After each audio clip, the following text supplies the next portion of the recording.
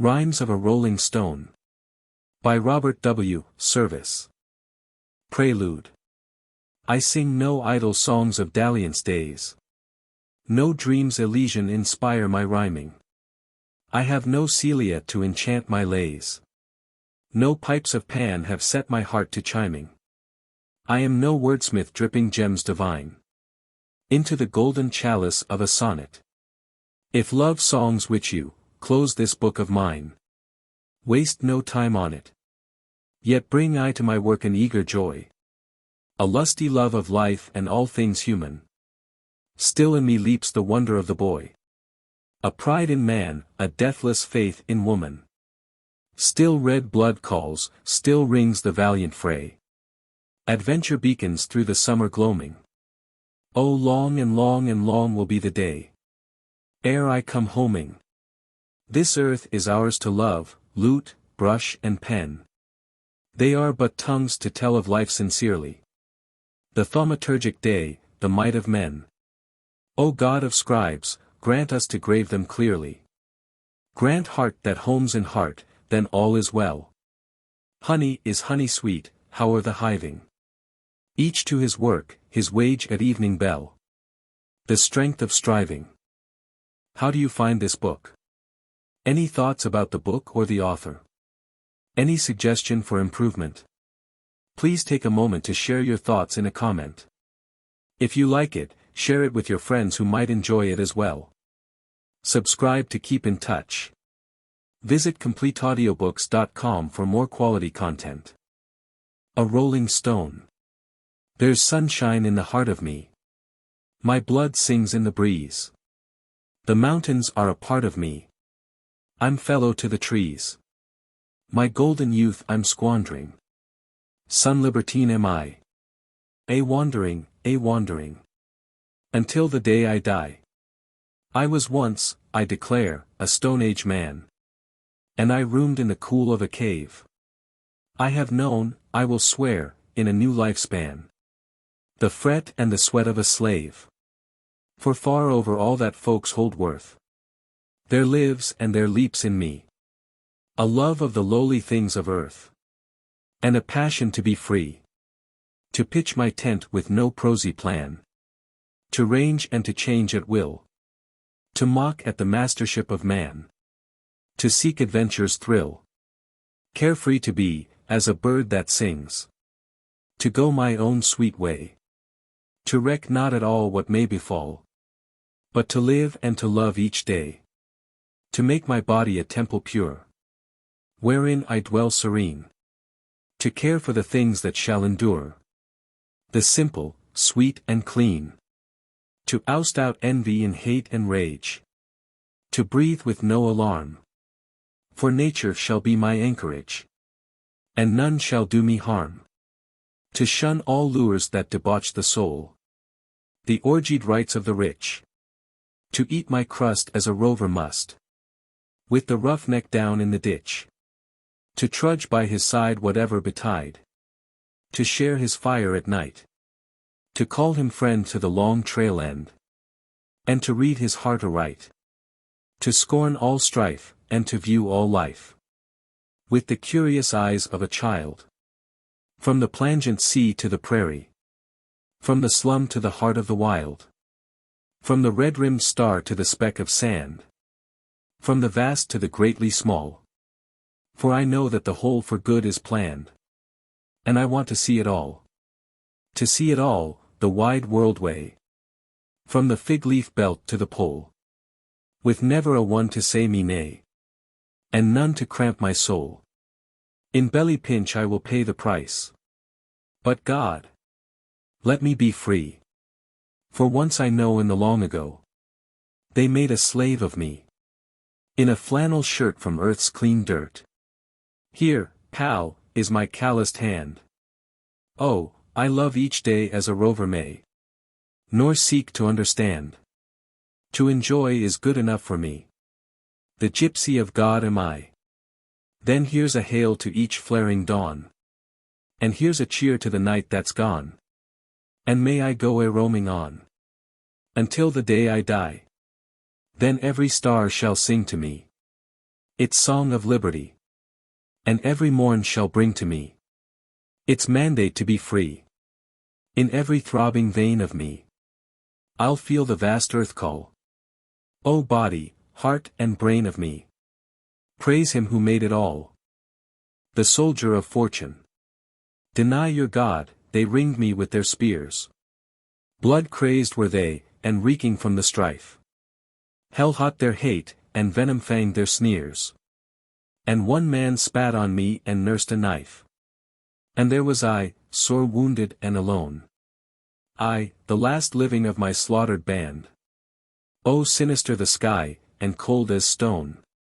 In one red laugh of horror reeled the land. And dazed and desperate I faced their spears. And like a flame out-leaped that naked knife. And like a serpent stung their bitter jeers. Deny your God, and we will give you life. Deny my God. Oh, life was very sweet. And it is hard in youth and hope to die. And there my comrades dear lay at my feet. And in that blear of blood soon must I lie. And yet I almost laughed, it seemed so odd. For long and long had I not vainly tried to reason out and body forth my God. And prayed for light, and doubted, and denied. Denied the being I could not conceive. Denied a life to be beyond the grave. And now they ask me, who do not believe. Just to deny, to voice my doubt, to save this life of mine that sings so in the sun. The bloom of youth yet red upon my cheek. My only life. O fools! 'Tis easy done. I will deny. And yet I do not speak. Deny your God, their spears are all agleam.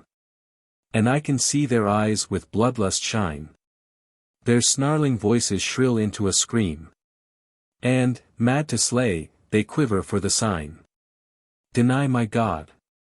Yes, I could do it well. Yet if I did, what of my race, my name? How they would spit on me, these dogs of hell. Spurn me, and put on me the brand of shame. A white man's honor. What of that, I say? Shall these black curs cry, coward, in my face? They who would perish for their gods of clay. Shall I defile my country and my race? My country. What's my country to me now? Soldier of fortune, free and far I roam. All men are brothers in my heart, I vow. The wide and wondrous world is all my home. My country. Reverent of her splendid dead. Her heroes proud, her martyrs pierced with pain. For me her puissant blood was vainly shed. For me her drums of battle beat in vain. And free I fare, half heedless of her fate. No faith, no flag I owe, then why not seek this last loophole of life? Why hesitate? I will deny, and yet I do not speak. Deny your God, their spears are poised on high. And tense and terrible they wait the word. And darker glooms the dreary sky. And in that hush of horror no thing stirred. Then, through the ringing terror and sheer hate, leaped there a vision to me, oh, how far! A face, her face, through all my stormy fate. A joy, a strength, a glory, and a star. Beneath the pines, where lonely campfires gleam. In seas forlorn, amid the deserts drear. How I had gladdened to that face of dream. And never, never had it seemed so dear. O silken hair that veils the sunny brow. O eyes of grey, so tender and so true. O lips of smiling sweetness. Must I now forever and forever go from you? Ah, yes, I must, for if I do this thing, how can I look into your face again? Knowing you think me more than half a king. I with my craven heart, my honor slain. No. No. My mind's made up. I gaze above. Into that sky insensate as a stone.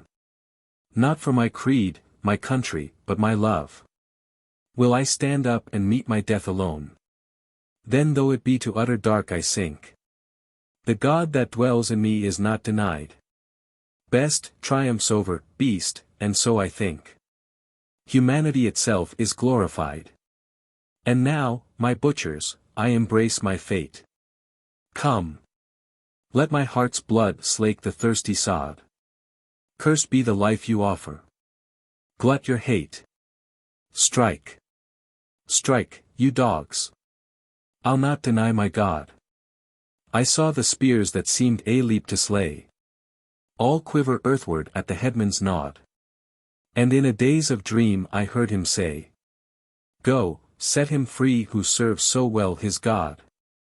The gramophone at Fond-Du-Lac. Now Eddie Malone got a swell gramophone to draw all the trade to his store. And, says he, come along for a season of song. Which the like ye had never before. Then Dog Rib, and Slave, and Yellowknife Brave, and Cree in his dinky canoe confluated near, to see and to hear Ed's gramophone make its debut. Then Ed turned the crank, and, there on the bank, they squatted like bumps on a log. For acres around there wasn't a sound, not even the howl of a dog. When out of the horn there sudden was born such a marvelous elegant tone.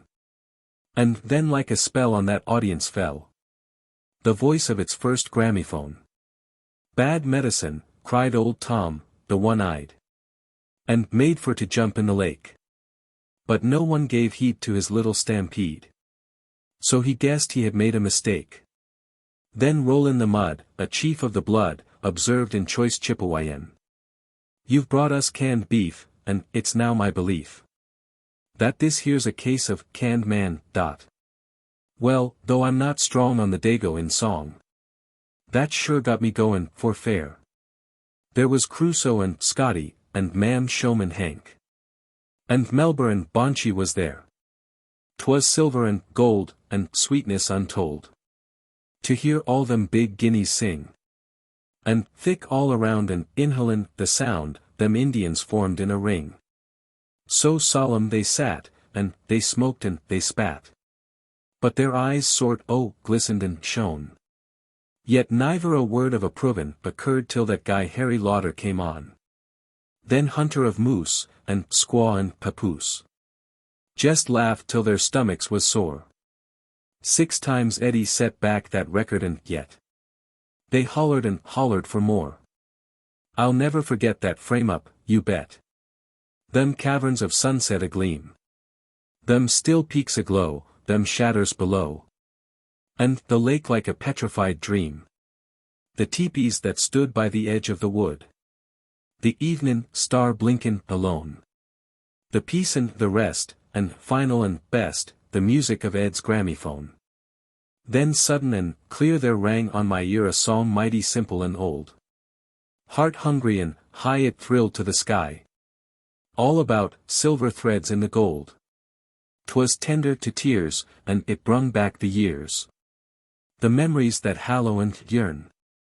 'Twas home love and joy, 'twas the thought of my boy. And right there I vowed I'd return. Big Four-Finger Jack was right at my back, and I saw with a kind, surprise. He gazed at the lake with a heart full of ache. And the tears irrigated his eyes. And, says he, cuss me, pard. But that there hits me hard. I've a mother does nothin' but wait. She's turned 83, and she's only got me. And I'm scared it'll soon be too late.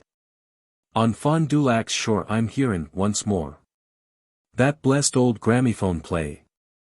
The summer's all gone, and I'm still livin' on in the same old haphazardous way. Oh, I cut out the booze, and, with muscles and thews, I corralled all the coin to go back. But it wasn't to be, he'd a mother, you see. So I slipped it to Four-Finger Jack. The land of beyond. Have ever you heard of the land of beyond? That dreams at the gates of the day. Alluring it lies at the skirts of the skies. And ever so far away.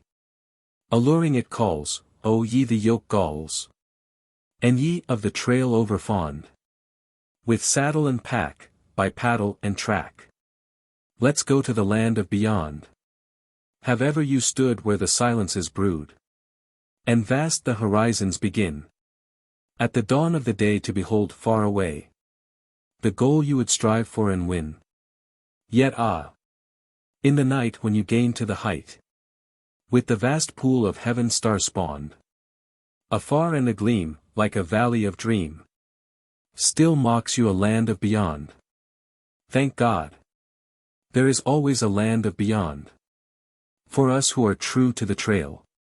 A vision to seek, a beckoning peak. A farness that never will fail. A pride in our soul that mocks at a goal. A manhood that irks at a bond. And try how we will, unattainable still. Behold it, our land of beyond. Sunshine. Flat as a drumhead stretch the haggard snows.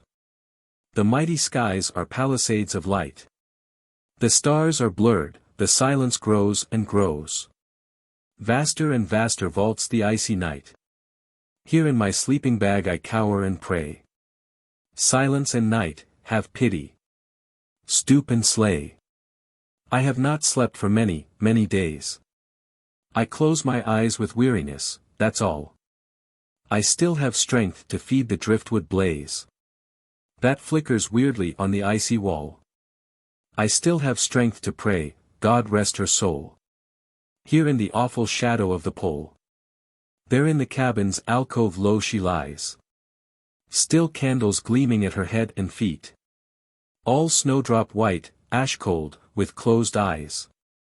Lips smiling, hands at rest, O God, how sweet. How all unutterably sweet she seems. Not dead indeed, she dreams, she dreams. 2. Sunshine, I called her, and she brought, I vow, God's blessed sunshine to this life of mine. I was a rover, of the breed who plow life's furrow in a far-flung, lonely line. The wilderness my home, my fortune cast. In a wild land of dearth, barbaric, vast. When did I see her first? Long had I lain, groping my way to life through fevered gloom. Sudden the cloud of darkness left my brain. A velvet bar of sunshine pierced the room. And in that mellow glory aureoled, she stood, all golden in its gold. Sunshine. O miracle! The earth grew glad. Radiant each blade of grass, each living thing. What a huge strength, high hope, proud will I had. All the wide world with rapture seemed to ring. Would she but wed me? Yes, then fared we forth into the vast, unvintageable north. 3. In muskrat land the conies leap. The wavies linger in their flight. The jeweled, snake-like rivers creep. The sun, sad rogue, is out all night. The great wood bison paws the sand. In muskrat land, in muskrat land. In muskrat land dim streams divide. The tundra's belted by the sky. How sweet in slim canoe to glide. And dream, and let the world go by. Build gay campfires on greening strand. In muskrat land, in muskrat land. 4. And so we dreamed and drifted, she and I. And how she loved that free, unfathomed life. There in the peach bloom of the midnight sky. The silence welded us, true man and wife. Then north and north invincibly we pressed. Beyond the circle, to the world's white crest. And on the wind-flailed Arctic waste we stayed. Dwelt with the huskies by the polar sea. Fur had they, white fox, marten, mink to trade. And we had foodstuff, bacon, flour and tea. So we made snug, chummed up with all the band. Sudden the winter swooped on husky land. What was that ill so sinister and dread? Smiting the tribe with sickness to the bone. So that we waked one morn to find them fled. So that we stood and stared, alone, alone. Bravely she smiled and looked into my eyes. Laughed at their troubled, stern, foreboding pain. Gaily she mocked the menace of the skies. Turned to our cheery cabin once again, saying, "'Twill soon be over, dearest one. The long, long night, then oh the sun, the sun." 6. God made a heart of gold, shining and sweet and true. Gave it a home of fairest mold. Blessed it, and called it, you. God gave the rose its grace of glow, and the lark its radiant glee. But, better than all, I know, God gave you, heart, to me. 7. She was all sunshine in those dubious days. Our cabin beaconed with defiant light. We chattered by the friendly driftwood blaze. Closer and closer cowered the hag-like night. A wolf howl would have been a welcome sound, and there was none in all that stricken land. Yet with such silence, darkness, death around, learned we to love as few can understand. Spirit with spirit fused, and soul with soul, there in the sullen shadow of the pole. 8. What was that haunting horror of the night? Brave was she, buoyant, full of sunny cheer. Why was her face so small, so strangely white? Then did I turn from her, heartsick with fear. Sought in my agony the outcast's nose. Prayed in my pain to that insensate sky. Grovelled and sobbed and cursed, and then arose. Sunshine. O heart of gold! To die. To die. 9. She died on Christmas Day. It seems so sad. That one you love should die on Christmas Day. Head bowed I knelt by her, O God. I had no tears to shed, no moan, no prayer to pray. I heard her whisper, "Call me, will you, dear? They say death parts, but I won't go away. I will be with you in the cabin here. Oh, I will plead with God to let me stay. Stay till the night is gone, till spring is nigh. Till sunshine comes, be brave. I'm tired. Goodbye. X. For weeks, for months I have not seen the sun. The minatory dawns are leprous pale. The felon days malinger one by one. How like a dream life is. How vain. How stale. I, too, am faint.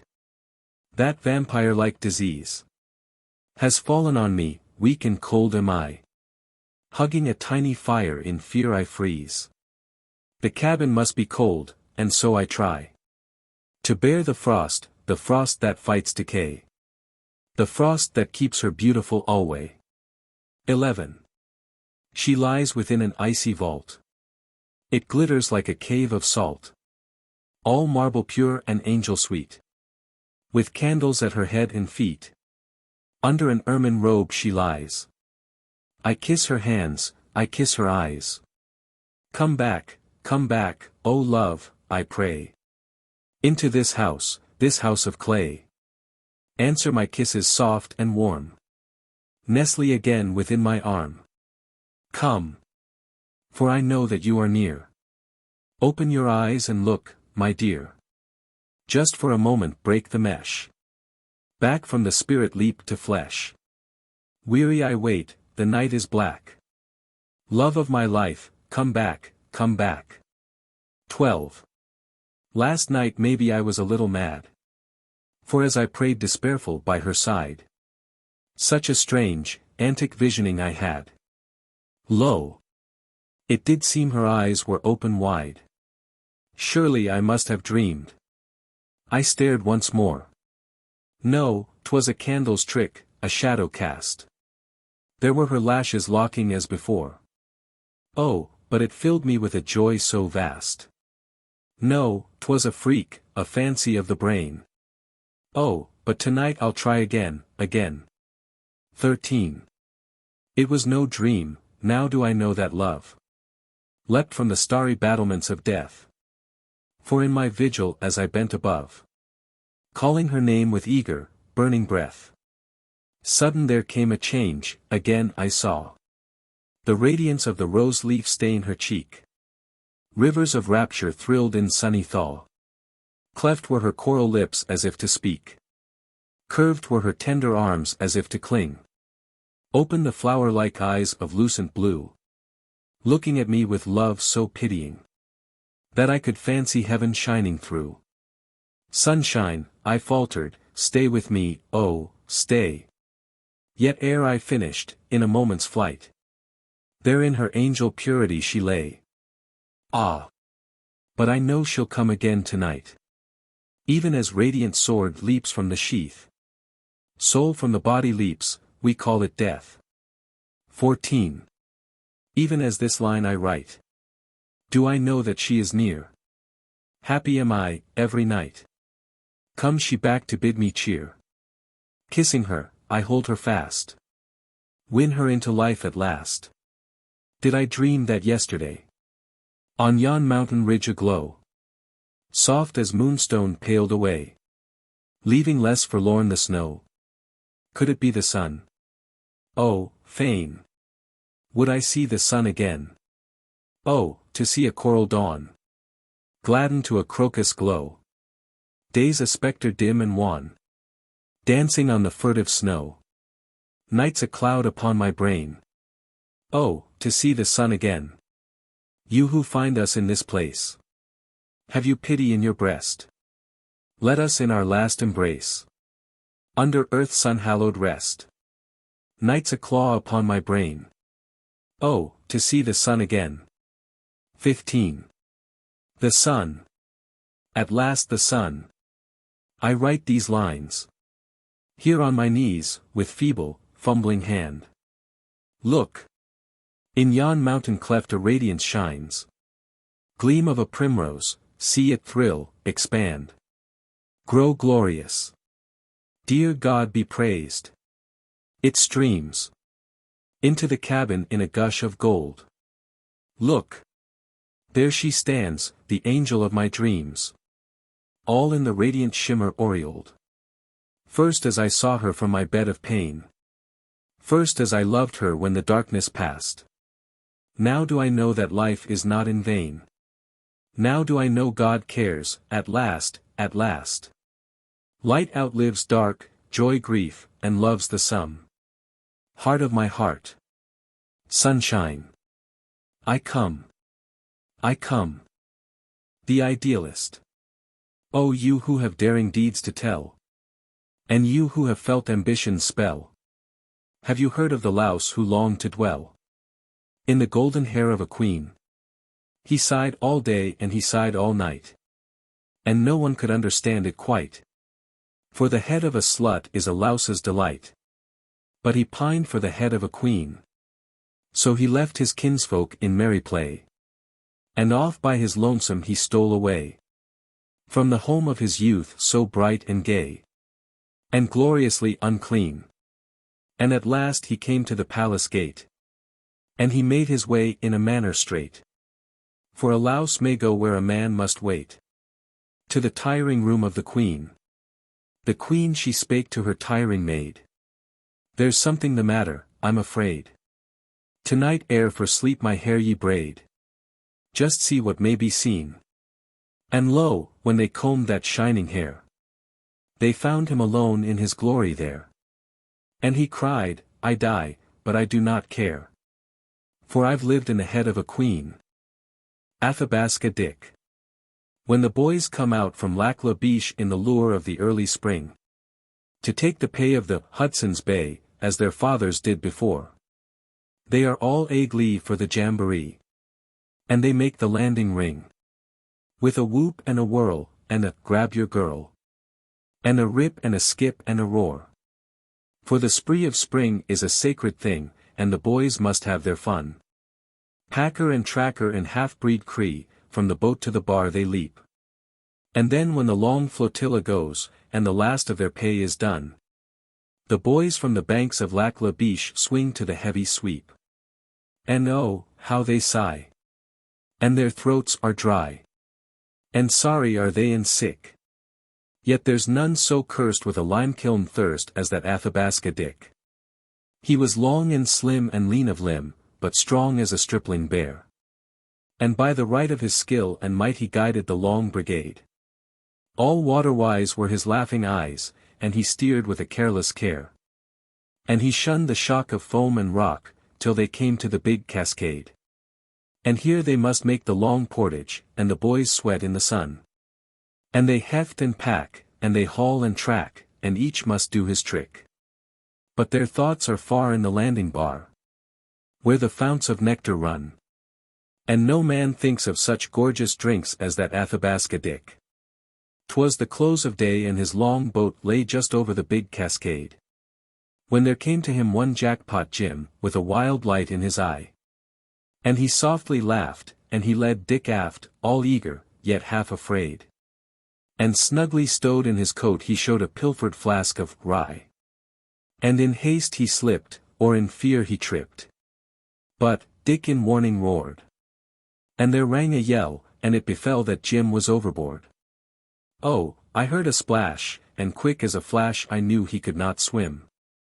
I saw him whirl in the river swirl, and thresh his arms about. In a queer, strained way I heard Dick say, I'm going after him. Throw off his coat, leap down the boat, and then I gave a shout. Boys, grab him, quick. You're crazy, Dick. Far better one than two. Hell, man. You know you've got no show. It's sure and certain death. And there we hung, and there we clung, with beef and brawn and thew. And sinews cracked and joints were racked, and panting came our breath. And there we swayed and there we prayed, till strength and hope were spent. Then Dick, he threw us off like rats, and after Jim he went. With mighty urge amid the surge of river rage he leapt. And gripped his mate and desperate he fought to gain the shore. With teeth agleam he bucked the stream, yet swift and sure he swept. To meet the mighty cataract that waited all a roar. And there we stood like carven wood, our faces sickly white. And watched him as he beat the foam, and inch by inch he lost. And nearer, nearer drew the fall, and fiercer grew the fight. Till on the very cascade crest a last farewell he tossed. Then down and down and down they plunged into that pit of dread. And mad we tore along the shore to claim our bitter dead. And from that hell of frenzied foam, that crashed and fumed and boiled, two little bodies bubbled up, and they were heedless then. And oh, they lay like senseless clay. And bitter hard we toiled. Yet never, never gleam of hope, and we were weary men. And moments mounted into hours, and black was our despair. And faint were we, and we were fain to give them up as dead. When suddenly I thrilled with hope, back, boys. And give him air. I feel the flutter of his heart. And, as the word I said, Dick gave a sigh, and gazed around, and saw our breathless band. And saw the sky's blue floor above, all strewn with golden fleece. And saw his comrade Jackpot Jim, and touched him with his hand. And then there came into his eyes a look of perfect peace. And as there, at his very feet, the thwarted river raved, I heard him murmur low and deep, Thank God. The whiskey's saved. Cheer. It's a mighty good world, so it is, dear lass. When even the worst is said, there's a smile and a tear, a sigh and a cheer. But better be living than dead. A joy and a pain, a loss and a gain. There's honey and maybe some gall. Yet still I declare, foul weather or fair, it's a mighty good world after all. For look, lass. At night when I break from the fight, my kingdom's awaiting for me. There's comfort and rest, and the warmth of your breast. And little ones climbing my knee. There's firelight and song, oh, the world may be wrong. Its empires may topple and fall. My home is my care, if gladness be there. It's a mighty good world after all. Oh heart of pure gold. I have made you a fold. It's sheltered, sun-fondled and warm. Oh little ones, rest. I have fashioned a nest. Sleep on. You are safe from the storm. For there's no foe like fear, and there's no friend like cheer. And sunshine will flash at our call. So crown love as king, and let us all sing. It's a mighty good world after all. The return. They turned him loose, he bowed his head. A felon, bent and grey. His face was even as the dead. He had no word to say. He sought the home of his old love. To look on her once more. And where her roses breathed above. He cowered beside the door. She sat there in the shining room. Her hair was silver grey. He stared and stared from out the gloom. He turned to go away. Her roses rustled overhead. She saw, with sudden start. I knew that you would come, she said. And held him to her heart. Her face was rapt and angel-sweet. She touched his hair of grey. But he, sob shaken, at her feet. Could only pray and pray. The junior god. The junior god looked from his place. In the conning towers of heaven. And he saw the world through the span of space. Like a giant golf ball driven. And because he was bored, as some gods are. With high celestial mirth. He clutched the reins of a shooting star. And he steered it down to earth. The junior god, mid leaf and bud. Passed on with a weary air. Till lo! He came to a pool of mud. And some hogs were rolling there. Then in he plunged with gleeful cries. And down he lay supine. For they had no mud in paradise. And they likewise had no swine. The junior god forgot himself. He squelched mud through his toes. With the careless joy of a wanton boy. His reckless laughter rose. Till, tired at last, in a brook close by. He washed off every stain. Then softly up to the radiant sky. He rose, a god again. The junior god now heads the roll. In the list of heaven's peers. He sits in the house of high control. And he regulates the spheres. Yet does he wonder, do you suppose? If, even in gods divine. The best and wisest may not be those. Who have wallowed a while with the swine. The Nostomaniac. On the ragged edge of the world I'll roam. And the home of the wolf shall be my home. And a bunch of bones on the boundless snows. The end of my trail, who knows, who knows? I'm dreaming tonight in the fire glow, alone in my study tower. My books battalioned around me, my Kipling flat on my knee. But I'm not in the mood for reading, I haven't moved for an hour. Body and brain I'm weary, weary the heart of me. Weary of crushing a longing it's little I understand. For I thought that my trail was ended, I thought I had earned my rest.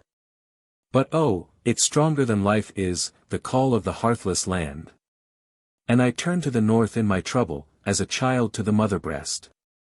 Here in my den it's quiet, the sea wind taps on the pane. There's comfort and ease and plenty, the smile of the south is sweet. All that a man might long for, fight for and seek in vain. Pictures and books and music, pleasure my last retreat. Peace. I thought I had gained it, I swore that my tale was told. By my hair that is grey I swore it, by my eyes that are slow to see. Yet what does it all avail me? Tonight, tonight as of old. Out of the dark I hear it, the Northland calling to me. And I'm daring a rampageous river that runs the devil knows where. My hand is a thrill on the paddle, the birch bark bounds like a bird. Hark to the rumble of rapids. Here in my Morris chair. Eager and tense I'm straining, isn't it most absurd? Now in the churn and the lather, foam that hisses and stings. Leap I, keyed for the struggle, fury and fume and roar. Rocks are spitting like hellcats, oh, it's a sport for kings. Life on a twist of the paddle, there's my Kim on the floor. How I thrill and I vision. Then my camp of a night. Red and gold of the fire glow, net afloat in the stream. Scent of the pines and silence, little pal, pipe alight. Body apur with pleasure, sleep untroubled of dream. Banquet of pastry bacon. Moment of joy divine. When the bannock is hot and gluey, and the teapot's nearing the boil. Never was wolf so hungry, stomach cleaving to spine. Ha! There's my servant calling, says that dinner will spoil. What do I want with dinner? Can I eat any more? Can I sleep as I used to? Oh, I abhor this life. Give me the great uncertain, the barren land for a floor. The Milky Way for a roof beam, splendor and space and strife. Something to fight and die for, the limpid lake of the bear. The empire of empty bellies. The dunes where the dog ribs dwell. Big things, real things, live things, here on my Morris chair. How I ache for the Northland. Dinner and servants, hell. Am I too old, I wonder? Can I take one trip more? Go to the granite-ribbed valleys, flooded with sunset wine. Peaks that pierce the aurora, rivers I must explore. Lakes of 1,000 islands, millioning hordes of the pine. Do they not miss me, I wonder, valley and peak and plain? Whispering each to the other, many a moon has passed. Where has he gone, our lover? Will he come back again? Star with his fires our tundra, leave us his bones at last. Yes, I'll go back to the Northland, back to the way of the bear. Back to the Muskegon mountain, back to the ice-leaguered sea. Old am I. What does it matter? Nothing I would not dare. Give me a trail to conquer, oh, it is meat to me. I will go back to the Northland, feeble and blind and lame. Sup with the sunny-eyed husky, eat moose nose with the Cree. Play with the yellowknife bastards, boasting my blood and my name. I will go back to the Northland, for the Northland is calling to me. Then give to me paddle and whiplash, and give to me tumpline and gun. Give to me salt and tobacco, flour and a gunny of tea. Take me up over the circle, under the flamboyant sun. Turn me footloose like a savage, that is the finish of me. I know the trail I am seeking, it's up by the Lake of the Bear. It's down by the Arctic barrens, it's over to Hudson's Bay. Maybe I'll get there, maybe, death is set by a hair. Hark! It's the Northland calling. Now must I go away. Go to the wild that waits for me. Go where the moose and the muskox be. Go to the wolf and the secret snows. Go to my fate, who knows, who knows? Ambition. They brought the mighty chief to town. They showed him strange, unwanted sights. Yet as he wandered up and down, he seemed to scorn their vain delights. His face was grim, his eye lacked fire. As one who mourns a glory dead. And when they sought his heart's desire, me like tooth same gold, he said. A dental place they quickly found. He neither moaned nor moved his head. They pulled his teeth so white and sound. They put in teeth of gold instead. Oh, never saw I man so gay. His very being seemed to swell. Ha! Ha! He cried, now Injun say. Me heap big chief, me look like hell. To Sunnydale. There lies the trail to Sunnydale. Amid the lure of laughter. Oh, how can we unhappy be? Beneath its leafy rafter. Each perfect hour is like a flower. Each day is like a posy. How can you say the skies are gray? You're wrong, my friend, they're rosy. With right good will let's climb the hill. And leave behind all sorrow. Oh, we'll be gay. A bright today. We'll make a bright tomorrow. Oh, we'll be strong. The way is long. That never has a turning. The hill is high, but there's the sky. And how the west is burning. And if through chance of circumstance we have to go barefoot, sir, we'll not repine, a friend of mine has got no feet to boot, sir. This happiness a habit is. And life is what we make it. See! There's the trail to Sunnydale. Up, friend! And let us take it.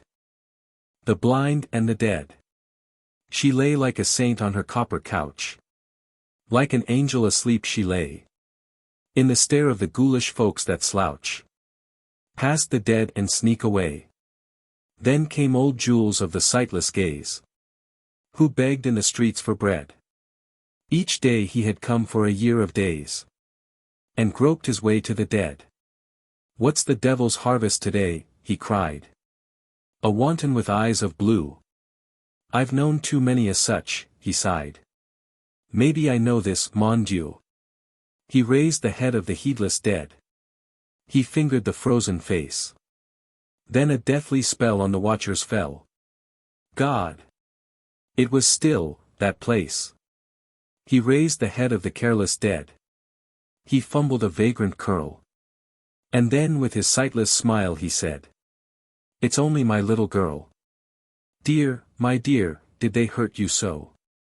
Come to your daddy's heart." And he held so tight, you know. They were hard to force apart. No. Paris isn't always gay. And the morgue has its stories too. You are a writer of tales, you say. Then there is a tale for you. The Atavist. What are you doing here, Tom Thorne, on the white top knot, oh, the world? Where the wind has the cut of a naked knife and the stars are rapier keen. Hugging a smudgy willow fire, deep in a lynx robe curled. You that's a lord's own son, Tom Thorne, what does your madness mean? Go home to your clubs, Tom Thorne. Home to your evening dress. Home to your place of power and pride, and the feast that waits for you. Why do you linger all alone in the splendid emptiness? Scouring the land of the little sticks on the trail of the caribou? Why did you fall off the earth, Tom Thorne, out of our social ken? What did your deep damnation prove? What was your dark despair? Oh, with the width of a world between, and years to the count of 10. If they cut out your heart tonight, Tom Thorne, her name would be graven there. And you fled afar for the thing called peace. And you thought you would find it here. In the purple tundras vastly spread, and the mountains whitely piled. It's a weary quest and a dreary quest, but I think that the end is near. For they say that the Lord has hidden it in the secret heart of the wild. And you know that heart as few men know, and your eyes are fey and deep. With a something lost, come welling back from the raw, red dawn of life. With woe and pain have you greatly lain, till out of abysmal sleep the soul of the Stone Age leaps in you, alert for the ancient strife.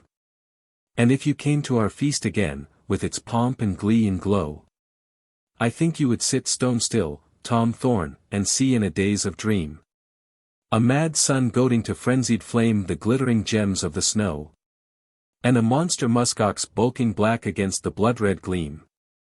I think you would see berg-battling shores, and stammer and halt and stare, with a sudden sense of the frozen void, serene and vast and still, and the aching gleam and the hush of dream, and the track of a great white bear, and the primal lust that surged in you as you sprang to make your kill. I think you would hear the bull moose call, and the glutted river roar, and spy the hosts of the caribou shadow the shining plain, and feel the pulse of the silences, and stand elate once more on the verge of the yawning vastitudes that call to you in vain. For I think you are one with the stars and the sun, and the wind and the wave and the dew, and the peaks untrod that yearn to God, and the valleys undefiled. Men soar with wings, and they bridle kings, but what is it all to you?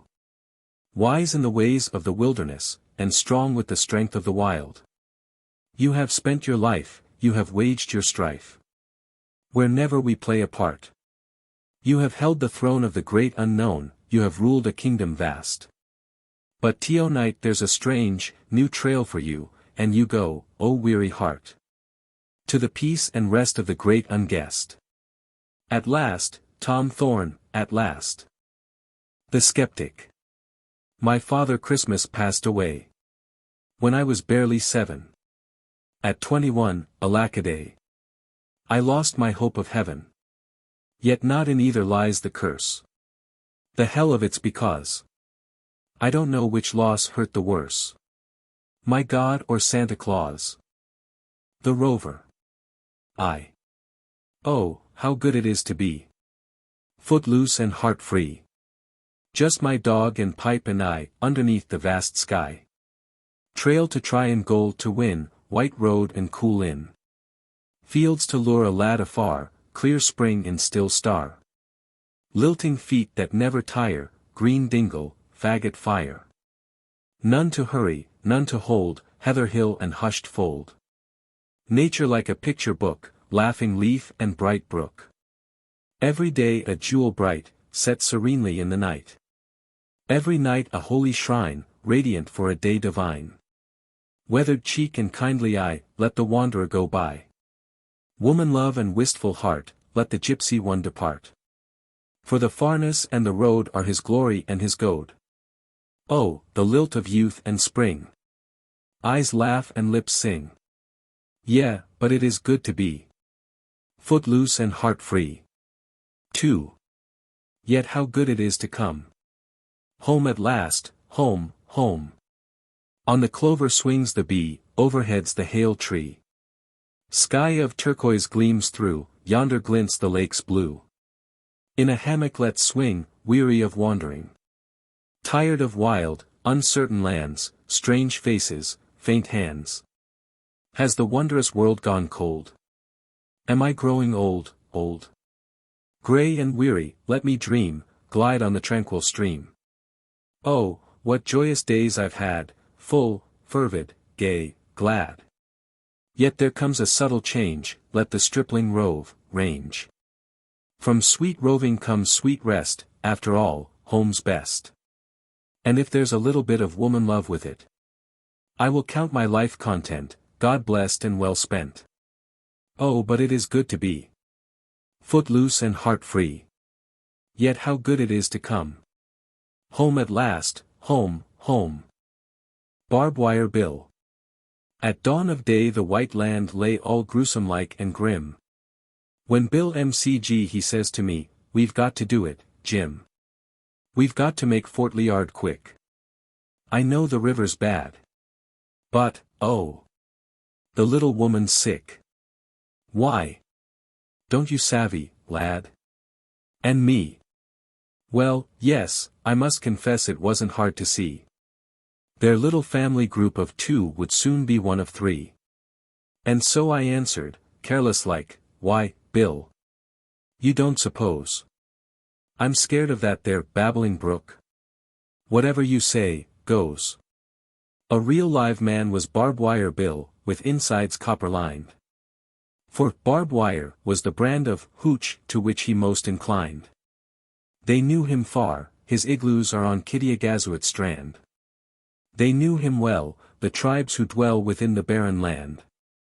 From Koyukuk to Kuskokwim his fame was everywhere. And he did love, all life above, that little Julie Clare. The lithe, white slave girl he had bought for 700 skins.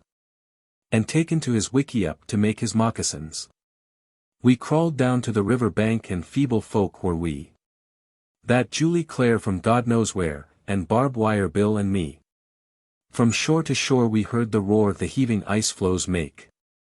And loud we laughed, and launched our raft, and followed in their wake.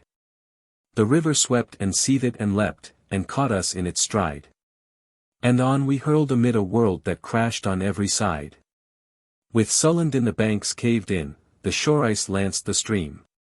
The naked floes like spooks arose, all jiggling and agleam.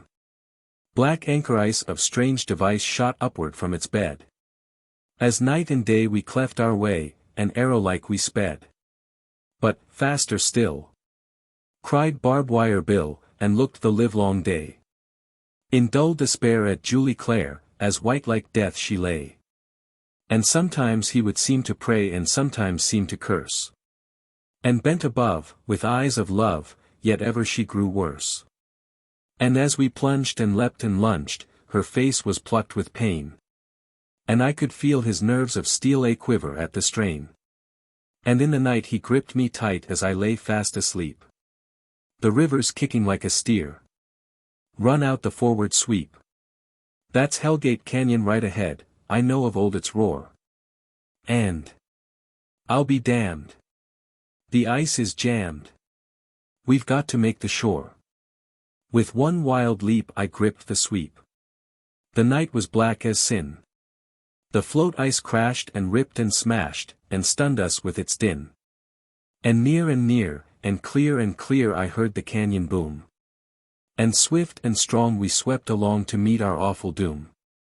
And as with dread I glimpsed ahead the death that waited there.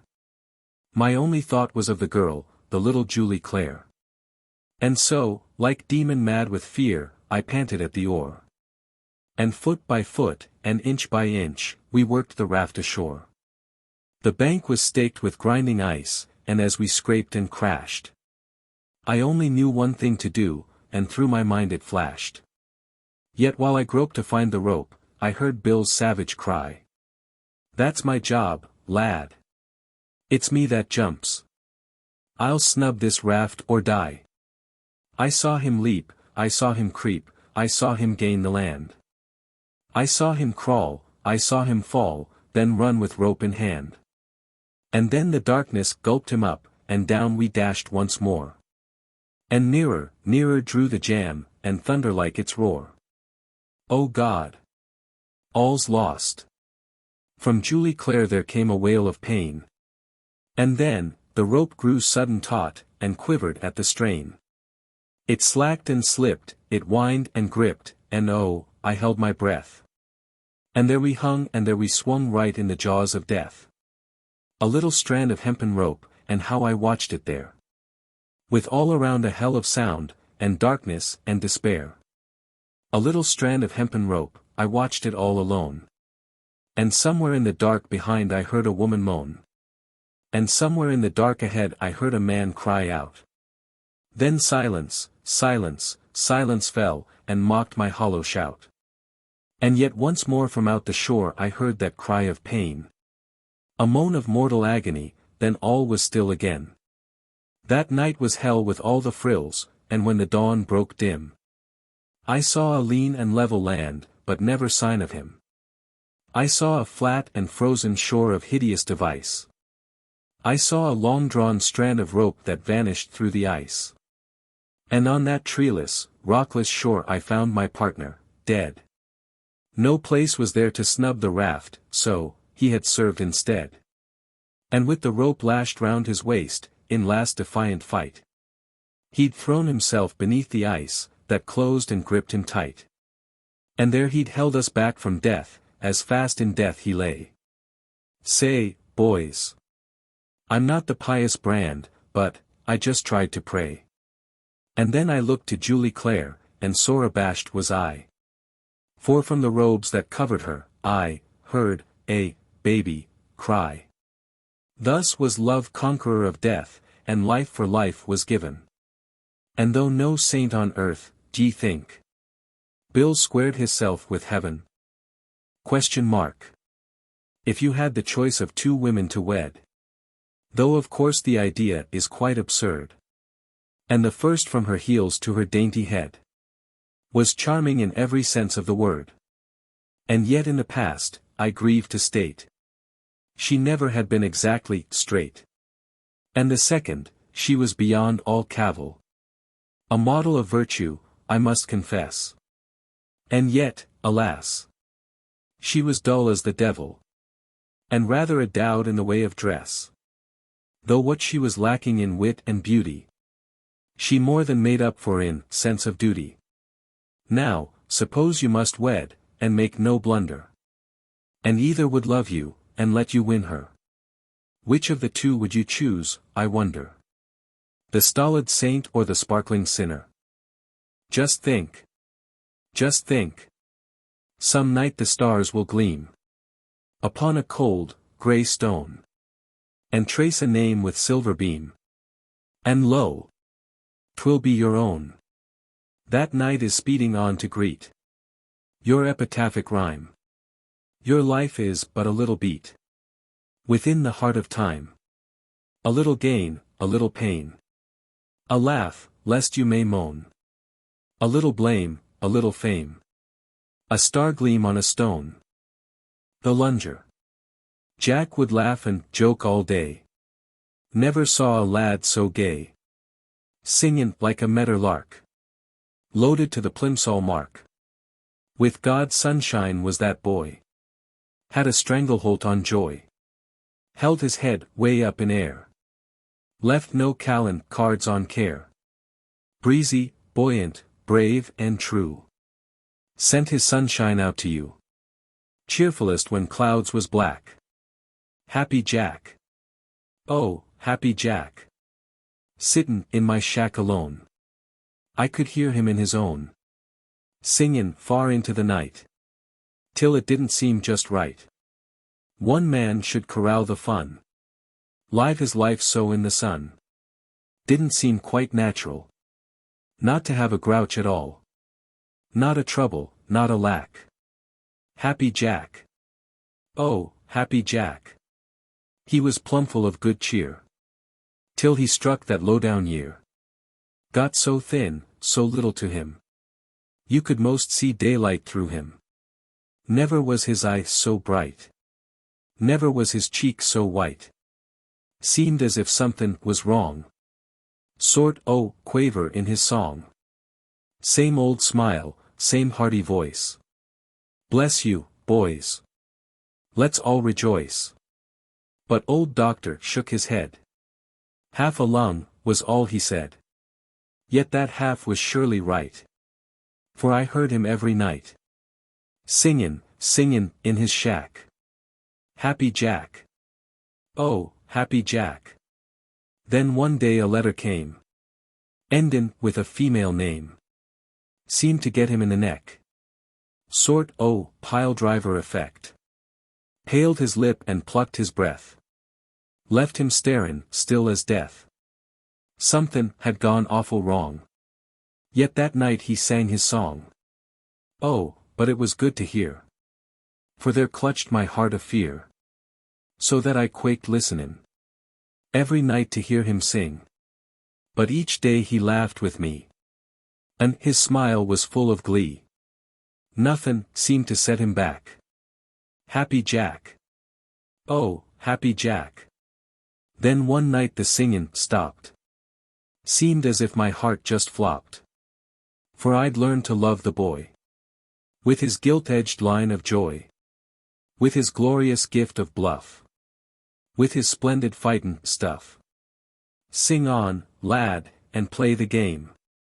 Oh dear God. No singin' came. But there surged to me instead. Silence, deep and dread. Till I shuddered, tried to pray. Said, he's maybe gone away. Oh, yes, he had gone away. Gone forever and a day. But he'd left behind him there. In his cabin, pinched and bare. His poor body, skin and bone. His sharp face, cold as a stone. And his stiffened fingers pressed. Somethin' bright upon his breast. Locket with a silken curl. Poor, sweet portrait of a girl. Yet I reckon at the last. How defiant-like he passed. For there sat upon his lips. Smile that death could not eclipse. And within his eyes lived still. Joy that dyin' could not kill. And now when the nights are long. How I miss his cheery song. How I sigh and wish him back. Happy Jack. Oh, happy Jack. The mountain and the lake. I know a mountain thrilling to the stars. Peerless and pure, and pinnacled with snow. Glimpsing the golden dawn o'er coral bars. Flaunting the vanished sunset's garnet glow. Proudly patrician, passionless, serene. Soaring in silvered steeps where cloud surfs break. Virgin and vestal, oh, a very queen. And at her feet there dreams a quiet lake. My lake adores my mountain, well I know. For I have watched it from its dawn dream start. Stilling its mirror to her splendid snow. Framing her image in its trembling heart. Glassing her graciousness of greening wood. Kissing her throne, melodiously mad. Thrilling responsive to her every mood. Gloomed with her sadness, gay when she is glad. My lake has dreamed and loved since time was born. Will love and dream till time shall cease to be. Gazing to her in worship half forlorn. Who looks towards the stars and will not see my peerless mountain, splendid in her scorn. Alas! Poor little lake! Alas! Poor me! The headliner and the breadliner. Moco, the educated ape is here. The pet of vaudeville, so the posters say. And every night the gaping people pay to see him in his panoply appear. To see him pad his paunch with dainty cheer. Puff his perfecto, swill champagne, and sway. Just like a gentleman, yet all in play. Then bow himself off stage with brutish leer. And as tonight, with noble knowledge crammed, I, mid this human compost, take my place. I, once a poet, now so dead and damned. The woeful tears half freezing on my face. O God! I cry, let me but take his shape. Mocos, the blessed, the educated ape. Death in the Arctic. I took the clock down from the shelf. At 8, said I shoot myself. It lacked a minute of the hour. And as I waited all a cower. A skinful of black, boding pain. Bits of my life came back again. Mother, there's nothing more to eat. Why don't you go out on the street? Always you sit and cry and cry. Here at my play I wonder why. Mother, when you dress up at night. Red are your cheeks, your eyes are bright. Twining a ribband in your hair. Kissing goodbye you go downstairs. Then I'm as lonely as can be. Oh, how I wish you were with me. Yet when you go out on the street. Mother, there's always lots to eat. 2. For days the igloo has been dark. But now the rag wick sends a spark. That glitters in the icy air. And wakes frost sapphires everywhere. Bright, bitter flames, that adder-like. Dart here and there, yet fear to strike. The gruesome gloom wherein they lie. My comrades, oh, so keen to die. And I, the last, well, here I wait. The clock to strike the hour of 8. Boy, it is bitter to be hurled. Nameless and naked on the world. Frozen by night and starved by day. Curses and kicks and clouts your pay. But you must fight. Boy, look on me. Anarch of all earth misery. Beggar and tramp and shameless sot. Emblem of ill, in rags that rot. Would you be foul and base as I? Oh, it is better far to die. Swear to me now you'll fight and fight. Boy, or I'll kill you here tonight. 3. Curse this silence soft and black. Sting, little light, the shadows back. Dance, little flame, with freakish glee. Twinkle with brilliant mockery. Glitter on ice-robed roof and floor. Jewel the bare skin of the door. Gleam in my beard, illume my breath. Blanch the clock face that times my death. But do not pierce that murk so deep. Where in their sleeping bags they sleep. But do not linger where they lie. They who had all the luck to die. There is nothing more to say. Let us part and go our way. Since it seems we can't agree. I will go across the sea. Proud of heart and strong am I. Not for woman will I sigh. Hold my head up gay and glad. You can find another lad. 4. Above the igloo piteous flies. Our frayed flag to the frozen skies. Oh, would you know how earth can be? A hell, go north of 83. Go, scan the snows day after day. And hope for help, and pray, and pray. Have seal hide and sea lice to eat. Melt water with your body's heat. Sleep all the fell, black winter through. Beside the dear, dead men you knew. The walrus blubber flares and gleams. O God! How long a minute seems. Mary, many a day has passed. Since that morn of hothead youth. Come I back at last, at last. Crushed with knowing of the truth. How through bitter, barren years. You loved me, and me alone. Waited, wearied, wept your tears. Oh, could I atone, atone. I would pay 1,000,000-fold. Pay you for the love you gave. Mary, look down as of old. I am kneeling by your grave. V. Olaf, the blonde, was first to go. Bitten his eyes were by the snow.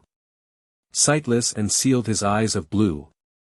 So that he died before I knew. Here in those poor weak arms he died. Wolves will not get you, lad, I lied. For I will watch till spring come round. Slumber you shall beneath the ground. Oh, how I lied. I scarce can wait. Strike, little clock, the hour of 8. Comrade, can you blame me quite? The horror of the long, long night is on me, and I've borne with pain so long, and hoped for help in vain.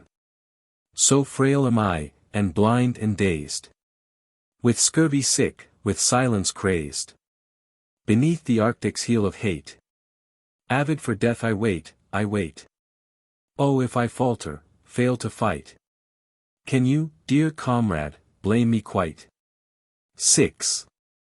Big Eric gave up months ago. But seldom do men suffer so. His feet sloughed off, his fingers died. His hands shrunk up and mummified. I had to feed him like a child. Yet he was valiant, joked and smiled. Talked of his wife and little one. Thanks be to God that I have none. Passed in the night without a moan. Passed, and I'm here, alone, alone. I've got to kill you, Dick. Your life for mine, you know. Better to do it quick. A swift and sudden blow. See. Here's my hand to lick. A hug before you go. God. But it makes me sick. Old dog, I love you so. Forgive, forgive me, Dick. A swift and sudden blow. 7. Often I start up in the dark, thinking the sound of bells to hear. Often I wake from sleep, oh, hark. Help, it is coming, near and near. Blindly I reel toward the door. There the snow billows bleak and bare. Blindly I seek my den once more. Silence and darkness and despair. Oh, it is all a dreadful dream. Scurvy and cold and death and dearth. I will awake to warmth and gleam. Silvery seas and greening earth. Life is a dream, its wakening. Death, gentle shadow of God's wing. Tick, little clock, my life away. Even a second seems a day. Even a minute seems a year. Peopled with ghosts, that press and peer into my face so charnel white. Lit by the devilish, dancing light. Tick, little clock. Mete out my fate. Tortured and tense I wait, I wait. 8. Oh, I have sworn. The hour is nigh. When it strikes 8, I die, I die. Raise up the gun, it stings my brow.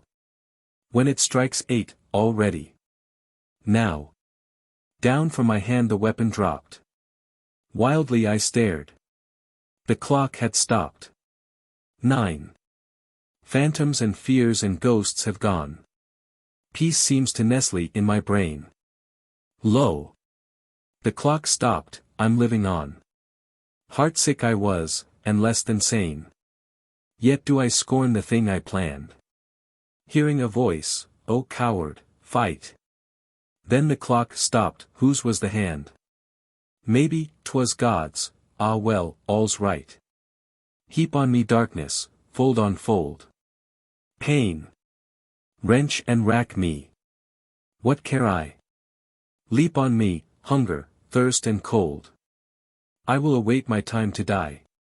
Looking to heaven that shines above. Looking to God, and love, and love. X. Hark! What is that? Bells, dogs again. Is it a dream? I sob and cry. See. The door opens, fur-clad men rush to my rescue, frail am I. Feeble and dying, dazed and glad. There is the pistol where it dropped. Boys, it was hard, but I'm not mad. Look at the clock, it stopped, it stopped. Carry me out. The heavens smile. See. There's an arch of gold above.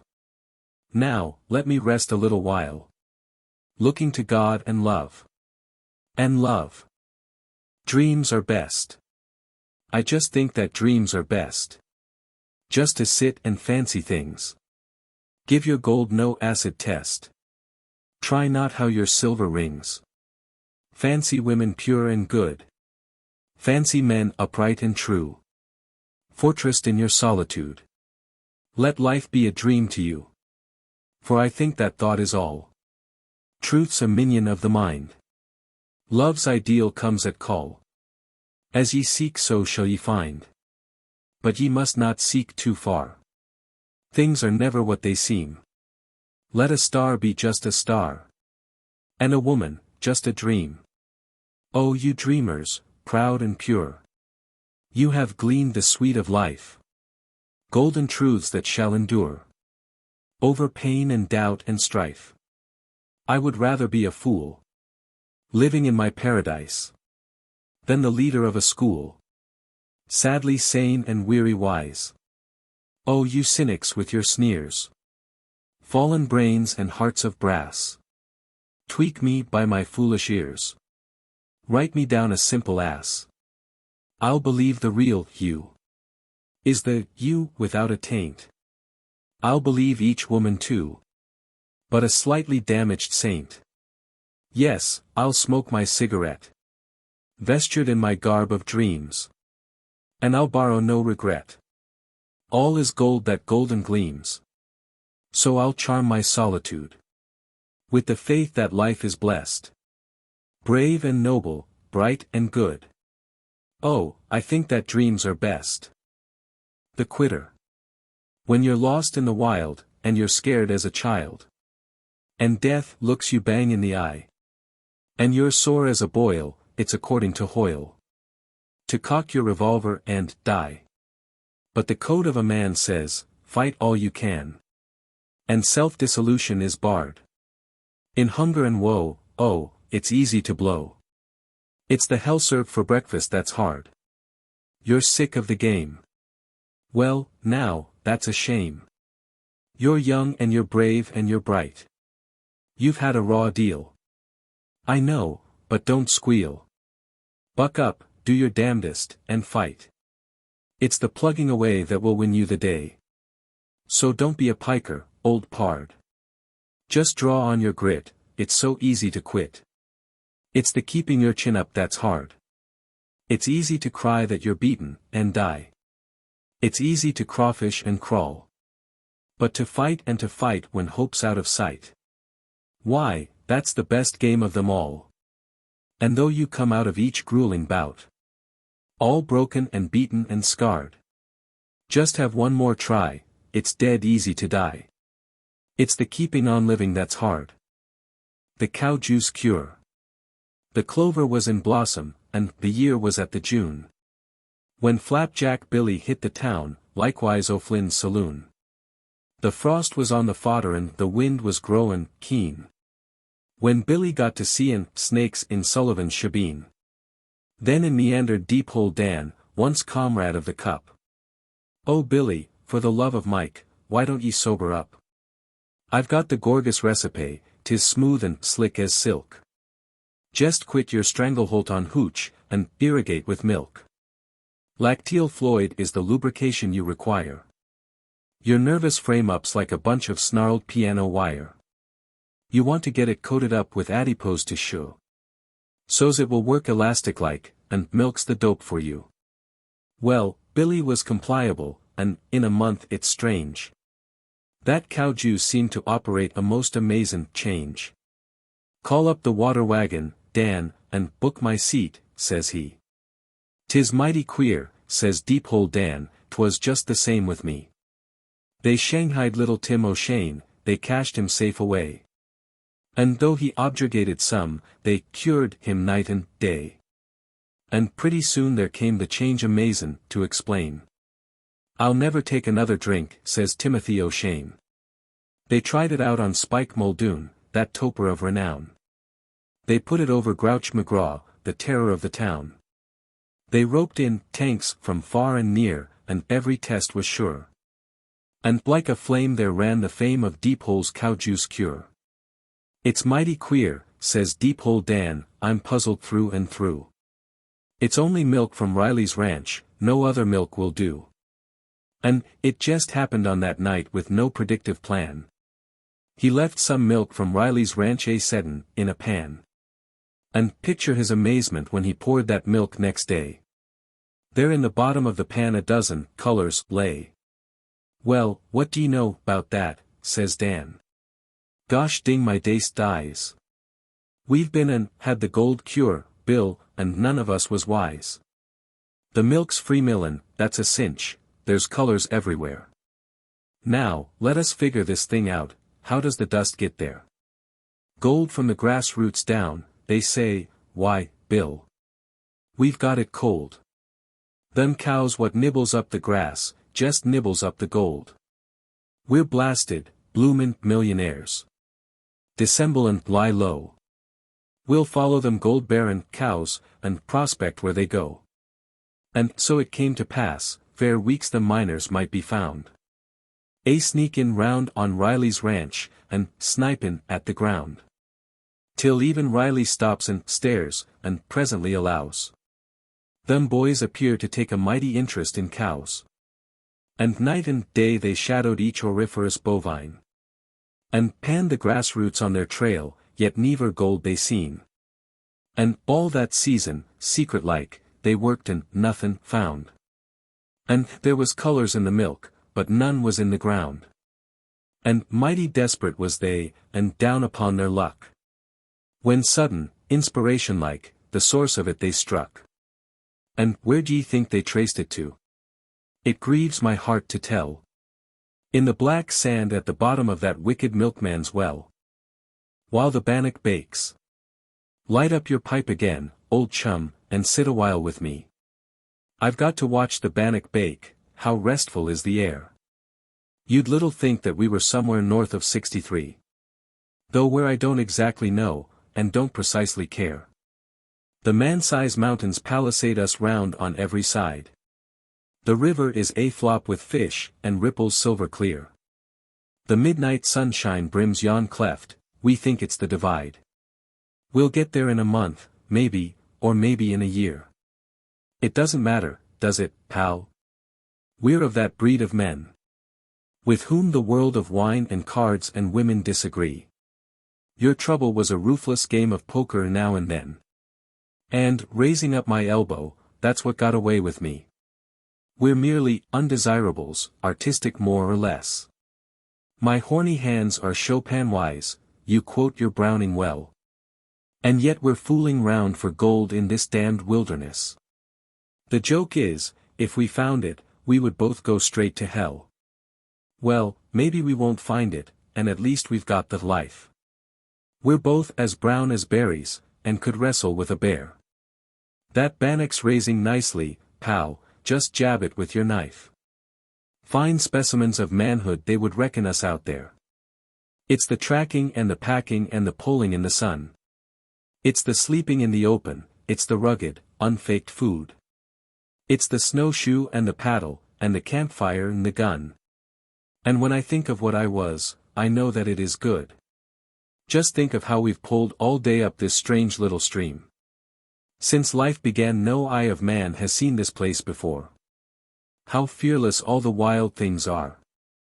The banks with goosegrass gleam. And there's a bronzy muskrat sitting sniffing at his door. A mother duck with brood of 10 comes squattering along. The tawny, white-winged ptarmigan are flying all about. And in that swirly, golden pool, a restless, gleaming throng. The trout are waiting till we condescend to take them out. Ah, yes, it's good. I'll bet that there's no doctor like the wild. Just turn that bannock over there, it's getting nicely brown. I might be in my grave by now, forgotten and reviled. Or rotting like a sickly cur in some far, foreign town. I might be that vile thing I was, it all seems like a dream. I owed a man a grudge one time that only life could pay. And yet it's half forgotten now, how petty these things seem. But that's another story, pal, I'll tell it you some day. How strange two irresponsibles should chum away up here. But round the Arctic Circle friends are few and far between.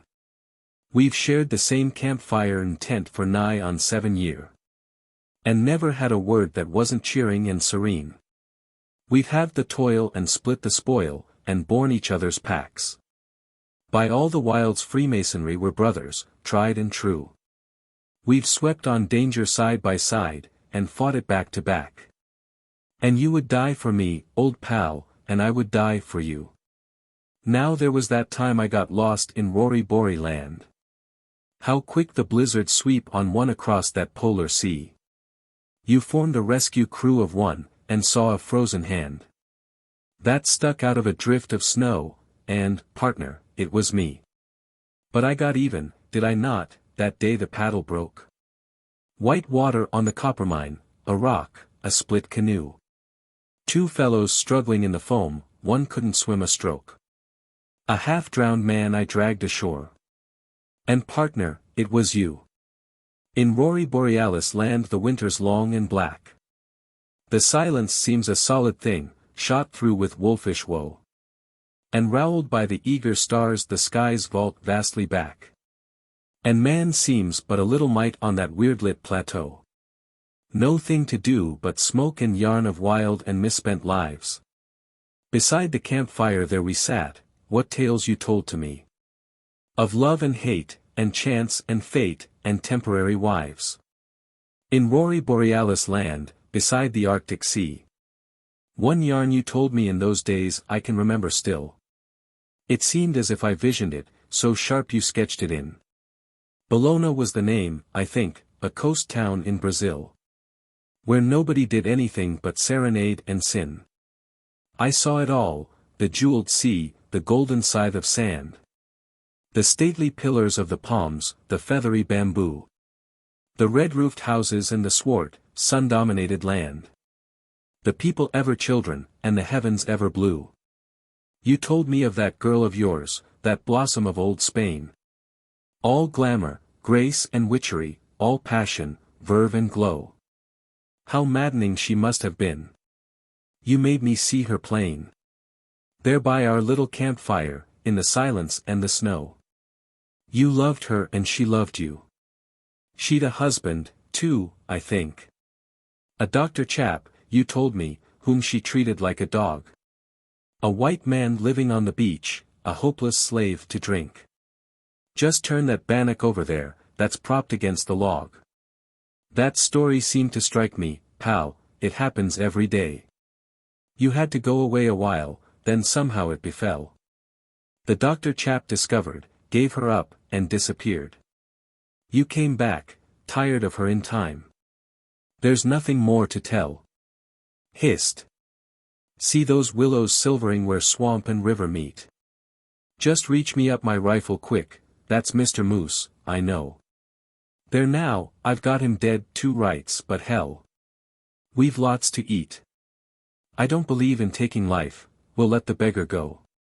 Hey ho. I'm tired, the bannock's cooked, it's time we both turned in. The morning mist is coral-kissed, the morning sky is gold. The campfire's a confessional, what funny yarns we spin. It sort of made me think a bit, that story that you told. The fig-leaf belt and Rory Bory are such odd extremes. Yet after all how very small this old world seems to be. Yes, that was quite a yarn, old pal, and yet to me it seems. You missed the point is that. That Dr. Chap was me. The lost master. And when I come to die, he said. Ye shall not lay me out in state. Nor leave your laurels at my head. Nor 'cause your men of speech orate. No monument your gift shall be. No column in the Hall of Fame. But just this line ye grave for me. He played the game. So when his glorious task was done, it was not of his fame we thought. It was not of his battles won. But of the pride with which he fought. But of his zest, his ringing laugh. His trenchant scorn of praise or blame. And so we graved his epitaph. He played the game. And so we, too, in humbler ways, went forth to fight the fight anew. And heeding neither blame nor praise, we held the course he set us true. And we, too, find the fighting sweet. And we, too, fight for fighting's sake. And though we go down in defeat, and though our stormy hearts may break, we will not do our master shame. We'll play the game, please God. We'll play the game. Little Moccasins. Come out, O little moccasins, and frolic on the snow. Come out, O tiny beaded feet, and twinkle in the light. I'll play the old Red River reel, you used to love it so. Awake, O little moccasins, and dance for me tonight. Your hair was all a gleamy gold, your eyes a cornflower blue. Your cheeks were pink as tinted shells, you stepped light as a fawn. Your mouth was like a coral bud, with seed pearls peeping through. As gladdening as spring you were, as radiant as dawn. Come out, O little moccasins. I'll play so soft and low. The songs you loved, the old heart songs that in my memory ring. O child, I want to hear you now beside the campfire glow. With all your heart throbbing in the simple words you sing. For there was only you and you were all to me. And round us were the barren lands, but little did we fear. Of all God's happy folks the happiest were we. Oh, call her, poor old fiddle mine, and maybe she will hear. Your mother was a half-breed Cree, but you were white all through. And I, your father was, but well, that's neither here nor there. I only know, my little queen, that all my world was you. And now that world can end tonight, and I will never care. For there's a tiny wooden cross that pricks up through the snow. Poor little moccasins. You're tired, and so you lie at rest. And there's a gray-haired, weary man beside the campfire glow. Oh fiddle mine. The tears tonight are drumming on your breast. The Wanderlust. The Wanderlust has lured me to the 7 lonely seas. Has dumped me on the tailing piles of dearth. The Wanderlust has haled me from the Morris chairs of ease. Has hurled me to the ends of all the earth. How bitterly I've cursed it, oh, the painted desert knows. The wraith-like heights that hug the pallid plain. The all but fluid silence, yet the longing grows and grows. And I've got to glut the Wanderlust again. Soldier, sailor, in what a plight I've been. Tinker, tailor, oh what a sight I've seen. And I'm hitting the trail in the morning, boys. And you won't see my heels for dust. For it's all day with you. When you answer the cue of the Wanderlust. The Wanderlust has got me, by the belly-aching fire. By the fever and the freezing and the pain. By the darkness that just drowns you, by the wail of home desire. I've tried to break the spell of it, in vain. Life might have been a feast for me, now there are only crumbs. In rags and tatters, beggar-wise I sit. Yet there's no rest or peace for me, imperious it drums. The Wanderlust, and I must follow it. Highway, byway, many a mile I've done. Rare way, fair way, many a height I've won. But I'm pulling my freight in the morning, boys. And it's over the hills or bust. For there's never a cure. When you list to the lure of the Wanderlust. The Wanderlust has taught me. It has whispered to my heart. Things all you stay-at-homes will never know. The white man and the savage are but 3 short days apart. 3 days of cursing, crawling, doubt and woe. Then it's down to chewing mucklucks, to the water you can eat. To fish you bolt with nose held in your hand. When you get right down to cases, it's king's grub that rules the races. And the Wanderlust will help you understand. Haunting, taunting, that is the spell of it. Mocking, balking, that is the hell of it. But I'll shoulder my pack in the morning, boys. And I'm going because I must. For it's so long to all. When you answer the call of the Wanderlust. The Wanderlust has blessed me, in a ragged blanket curled. I've watched the gulf of heaven foam with stars. I've walked with eyes wide open to the wonder of the world. I've seen God's flood of glory burst its bars. I've seen the gold blinding in the riffles of the sky. Till I fancied me a bloated plutocrat. But I'm freedom's happy bond slave, and I will be till I die. And I've got to thank the Wanderlust for that. Wild heart, child heart, all of the world your home. Glad heart, mad heart, what can you do but roam? Oh, I'll beat it once more in the morning, boys. With a pinch of tea and a crust. For you cannot deny. When you hark to the cry of the Wanderlust. The Wanderlust will claim me at the finish for its own. I'll turn my back on men and face the pole. Beyond the Arctic outposts I will venture all alone. Some never land will be my goal. Thank God. There's none will miss me, for I've been a bird of flight. And in my moccasins I'll take my call. For the Wanderlust has ruled me. And the Wanderlust has schooled me. And I'm ready for the darkest trail of all. Grim land, dim land, oh, how the vastness calls. Far land, star land, oh, how the stillness falls. For you never can tell if it's heaven or hell. And I'm taking the trail on trust. But I haven't a doubt that my soul will leap out on its Wanderlust. The trapper's Christmas Eve. It's mighty lonesome like and drear. Above the wild the moon rides high. And shows up sharp and needle clear. The emptiness of earth and sky. No happy homes with love aglow. No Santa Claus to make believe. Just snow, and then more snow. It's Christmas Eve, it's Christmas Eve. And here am I where all things end. And undesirables are hurled. A poor old man without a friend. Forgot and dead to all the world. Clean out of sight and out of mind. Well, maybe it is better so. We all in life our level find. And mine, I guess, is pretty low. Yet as I sit with pipe alight beside the cabin fire, it's queer. This mind of mine must take tonight the backward trail of 50-year. The schoolhouse and the Christmas tree.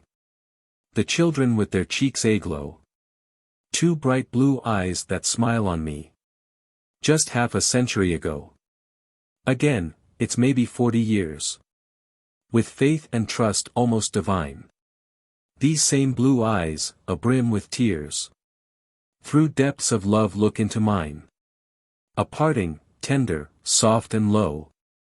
With arms that cling and lips that cleave. Ah me! It's all so long ago. Yet seems so sweet this Christmas Eve. Just 30 years ago, again.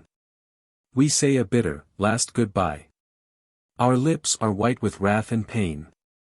Our little children cling and cry. Whose was the fault? It matters not. For man and woman both deceive. It's buried now and all forgot. Forgiven, too, this Christmas Eve. And she, God pity me, is dead. Our children men and women grown. I like to think that they are wed. With little children of their own. That crowd around their Christmas tree. I would not ever have them grieve. Or shed a single tear for me. To mar their joy this Christmas Eve. Stripped to the buff and gaunt and still. Lies all the land in grim distress.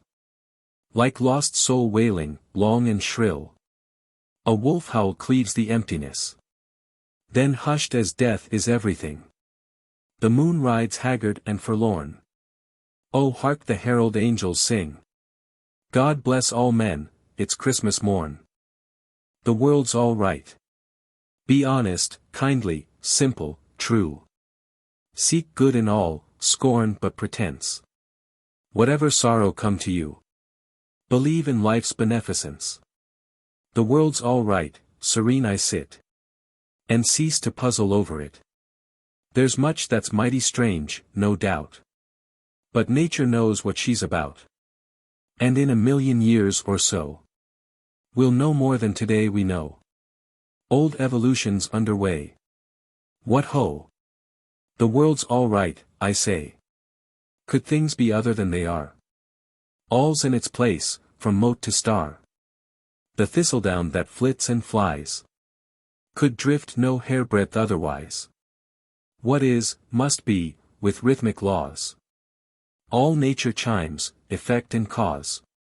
The sand grain and the sun obey. What ho! The world's all right, I say. Just try to get the cosmic touch. The sense that, you, don't matter much. 1,000,000 stars are in the sky. 1,000,000 planets plunge and die. 1,000,000 men are sped. 1,000,000 wait ahead. Each plays his part and has his day. What ho! The world's all right, I say. Just try to get the chemic view. 1,000,000 lives made you. In lives 1,000,000 you will be. Immortal down eternity. Immortal on this earth to range. With never death, but ever change. You always were, and will be I. What ho! The world's all right, I say. Be glad. And do not blindly grope for truth that lies beyond our scope. A sober plot informeth all of life's uproarious carnival. Your day is such a little one. A gnat that lives from sun to sun. Yet gnat and you have parts to play. What ho! The world's all right, I say. And though it's written from the start, just act your best your little part. Just be as happy as you can. And serve your kind, and die, a man. Just live the good that in you lies. And seek no guerdon of the skies. Just make your heaven here, today. What ho! The world's all right, I say. Remember. In creation's swing. The race and not the man's the thing. There's battle, murder, sudden death. And pestilence, with poisoned breath. Yet quick forgotten are such woes. On the stream of being flows. Truth, beauty, love uphold their sway. What ho! The world's all right, I say. The world's all right, serene I sit. And joy that I am part of it. And put my trust in nature's plan. And try to aid her all I can. Content to pass, if in my place I've served the uplift of the race. Truth. Beauty. Love. O radiant day. What ho! The world's all right, I say. The Baldness of Chewed-Ear. When Chewed-Ear Jenkins got hitched up to Guinevere McGee, his flowin' locks, ye recollect, was frivolous and free. But in old Hyman's jackpot, it's a most amazin' thing. Them flowin' locks just disappeared like snowballs in the spring. Just seemed to wilt and fade away like dead leaves in the fall. And left old Chewed-Ear balder than a whitewashed cannonball.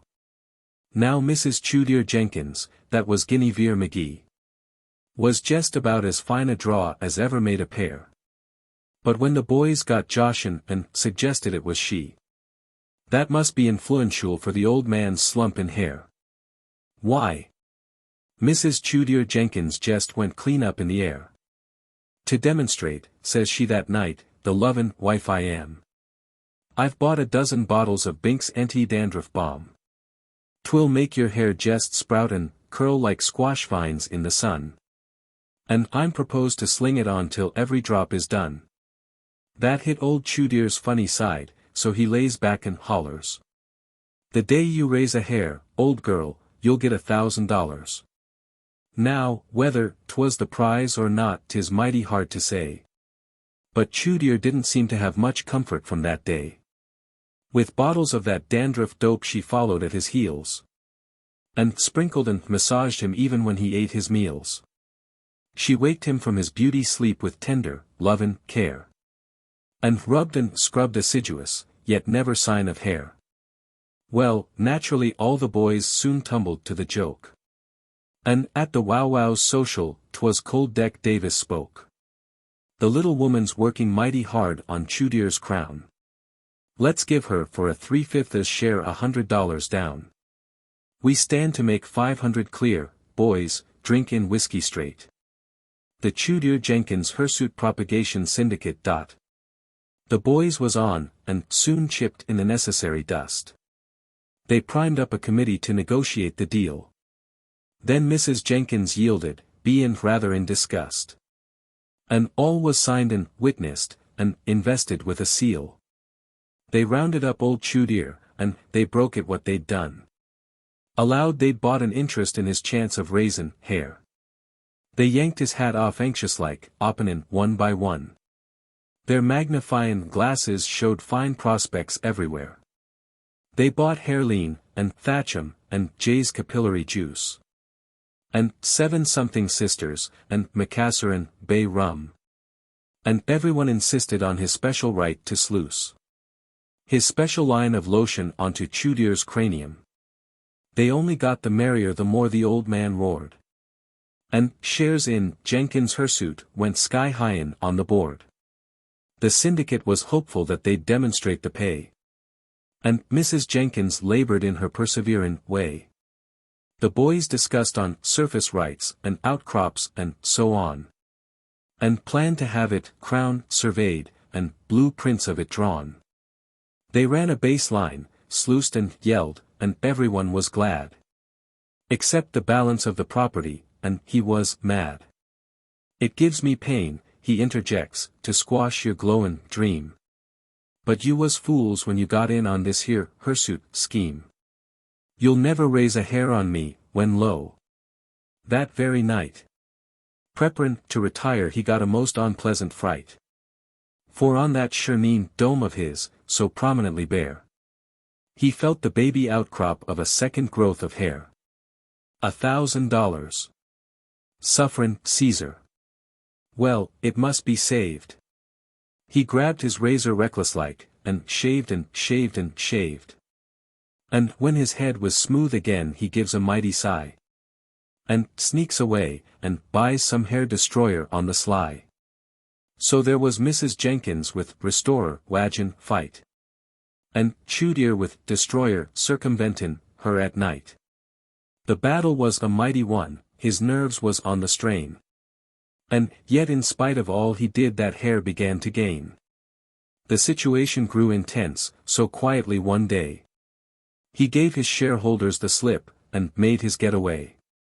Just like a criminal he skipped, and aimed to defalcate the Chewed-Ear Jenkins Hirsute Propagation Syndicate. His guilty secret burned him, and he sought the city's din. I've got to get a wig, says he, to cover up my sin. It's growin' night and day, it's most amazin' hair. And when he looked at it that night, he shuddered with despair. He shuddered and suppressed a cry at what his optics seen. For on my word of honor, boys, that hair was growin' green. At first he guessed he'd get some dye, and try to dye it black. And then he saw, 'twas Nemesis was layin' on his track. He must just face the music, and confess the thing he done. And pay the boys and Guinevere the money they had won. And then there came a biggie day, it thrilled him like a shock. Why not control the syndicate by buying up the stock? And so next day he hurried back with smoothly shaven pate. And for $100 he bought up the syndicate. 'Twas mighty frenzied finance and the boys set up a roar. But Hirsutes from the market was withdrawn forevermore.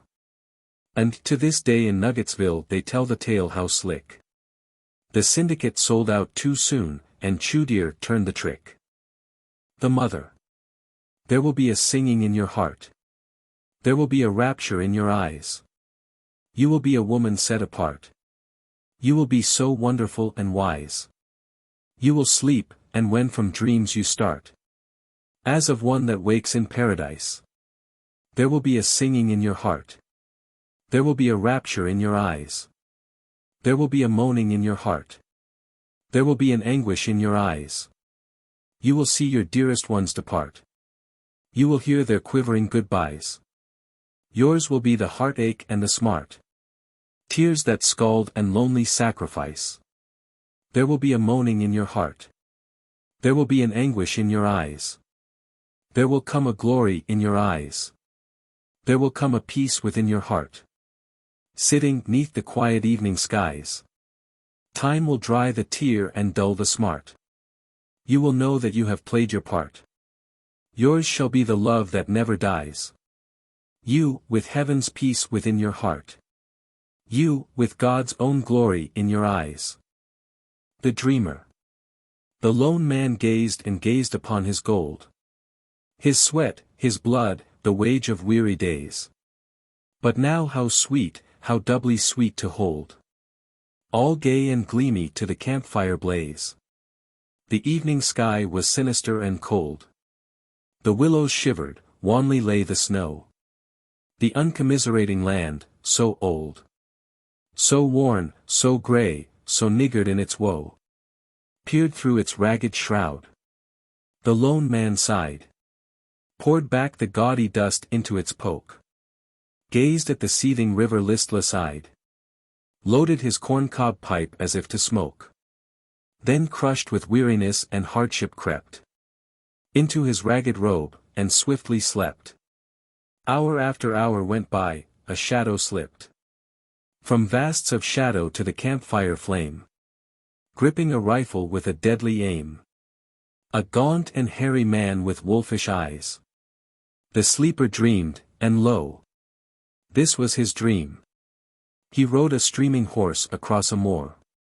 Sudden, mid-pit-black night a lightning gleam showed him a wayside inn, forlorn and poor. A sullen host unbarred the creaking door, and led him to a dim and dreary room, wherein he sat and poked the fire a-roar, so that weird shadows jigged athwart the gloom. He ordered wine. Odie's blood. But he was tired. What matter? Charles was crushed and George was king. His party high in power, how he aspired. Red guineas packed his purse, too tight to ring. The firelight gleamed upon his silken hose, his silver buckles and his powdered wig. What ho! More wine. He drank, he slowly rose. What made the shadows dance that madcap jig?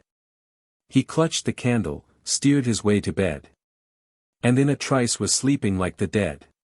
Across the room there crept, so shadow soft, his sullen host, with naked knife a-gleam. A gaunt and hairy man with wolfish eyes. And as he lay, the sleeper dreamed a dream.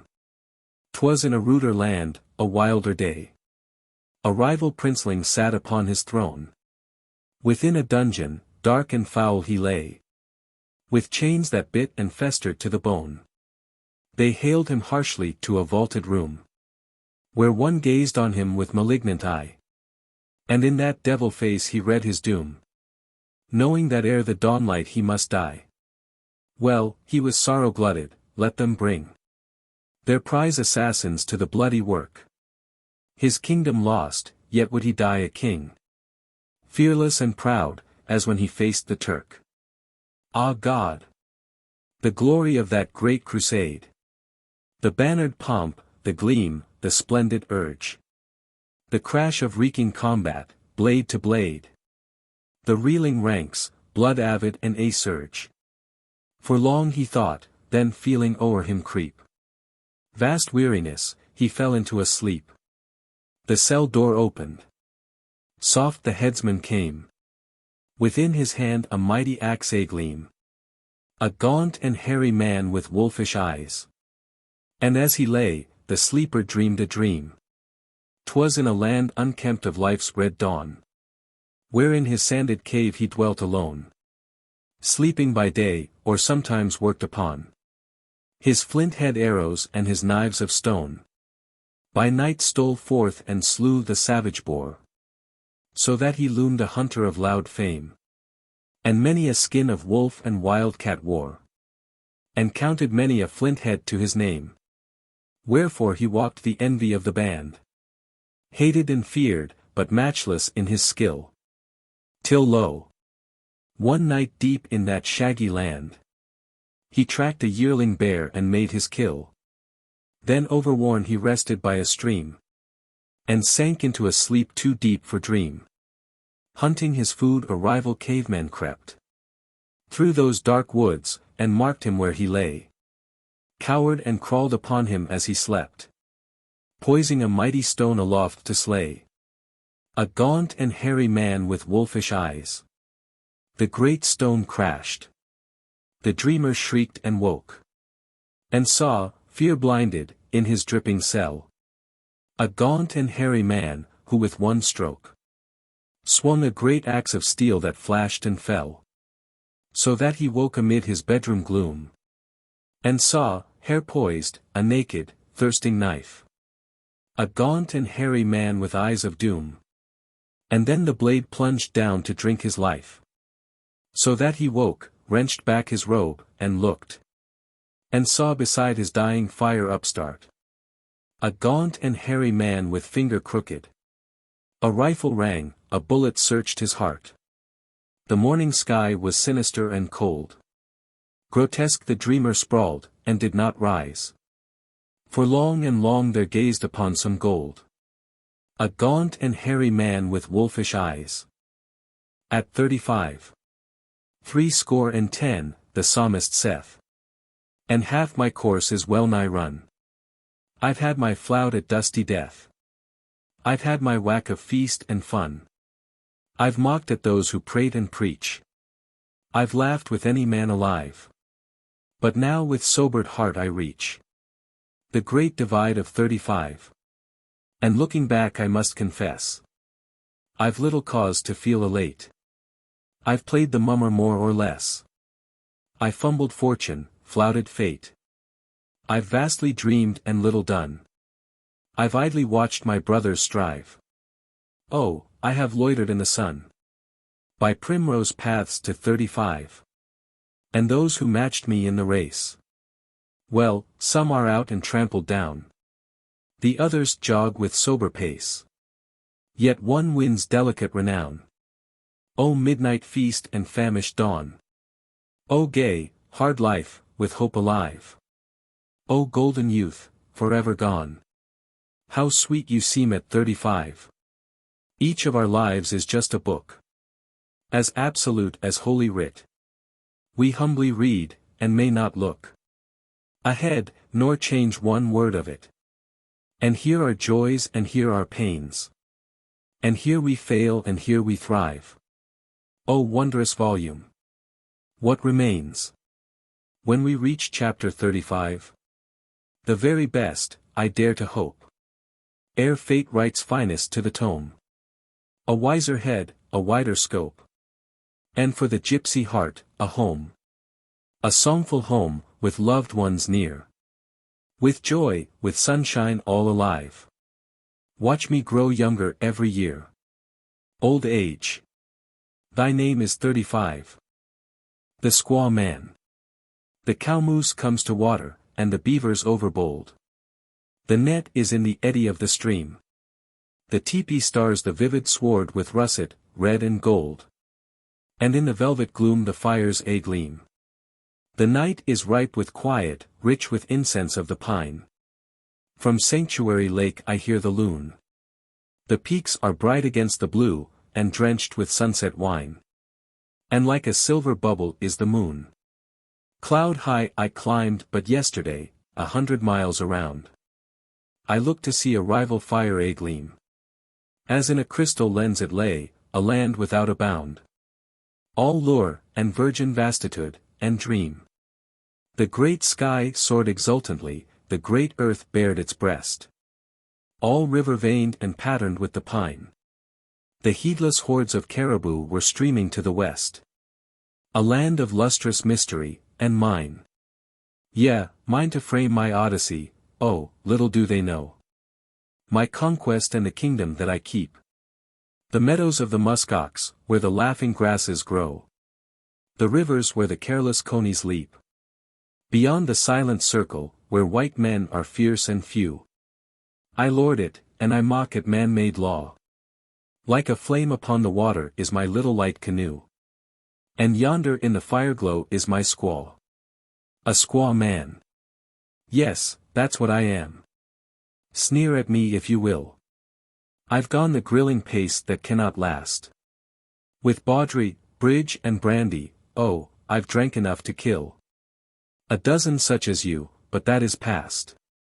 I've swung round to my senses, found the place where I belong.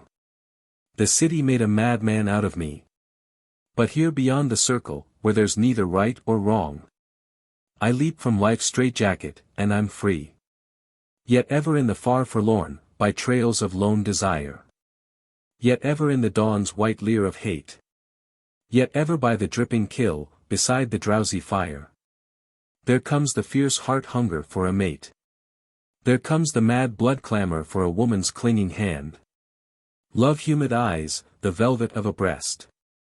And so I sought the bonnet plumes, and chose from out the band the girl I thought the sweetest and the best.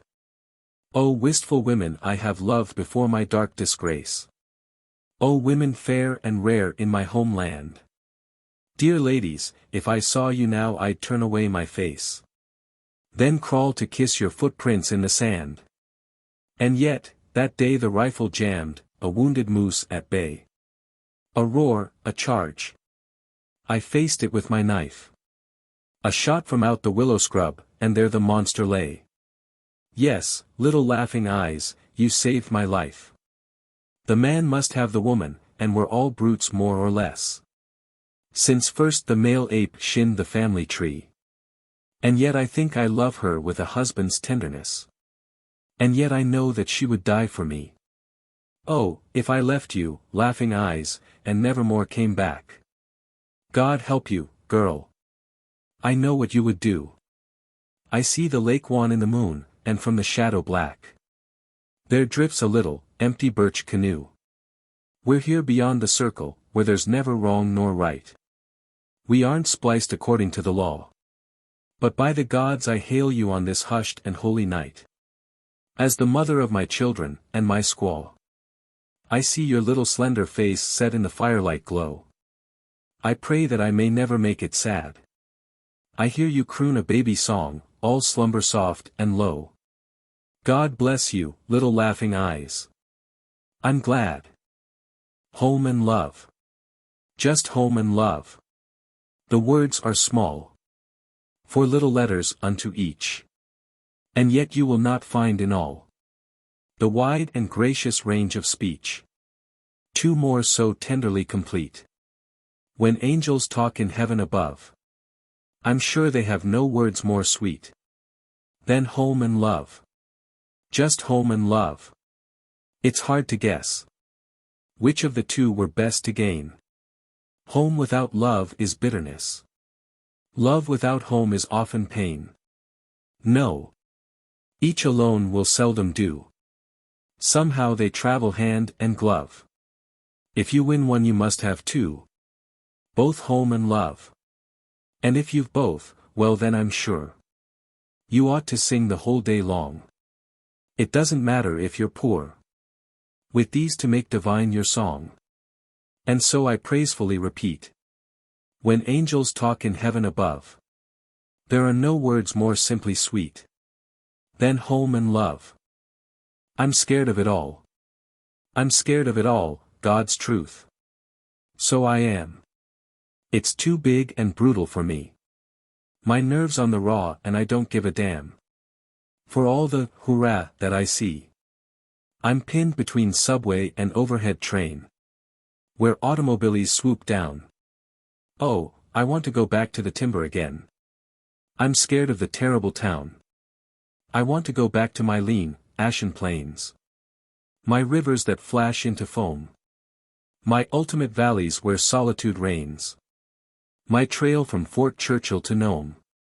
My forests packed full of mysterious gloom. My ice fields a grind and a glare.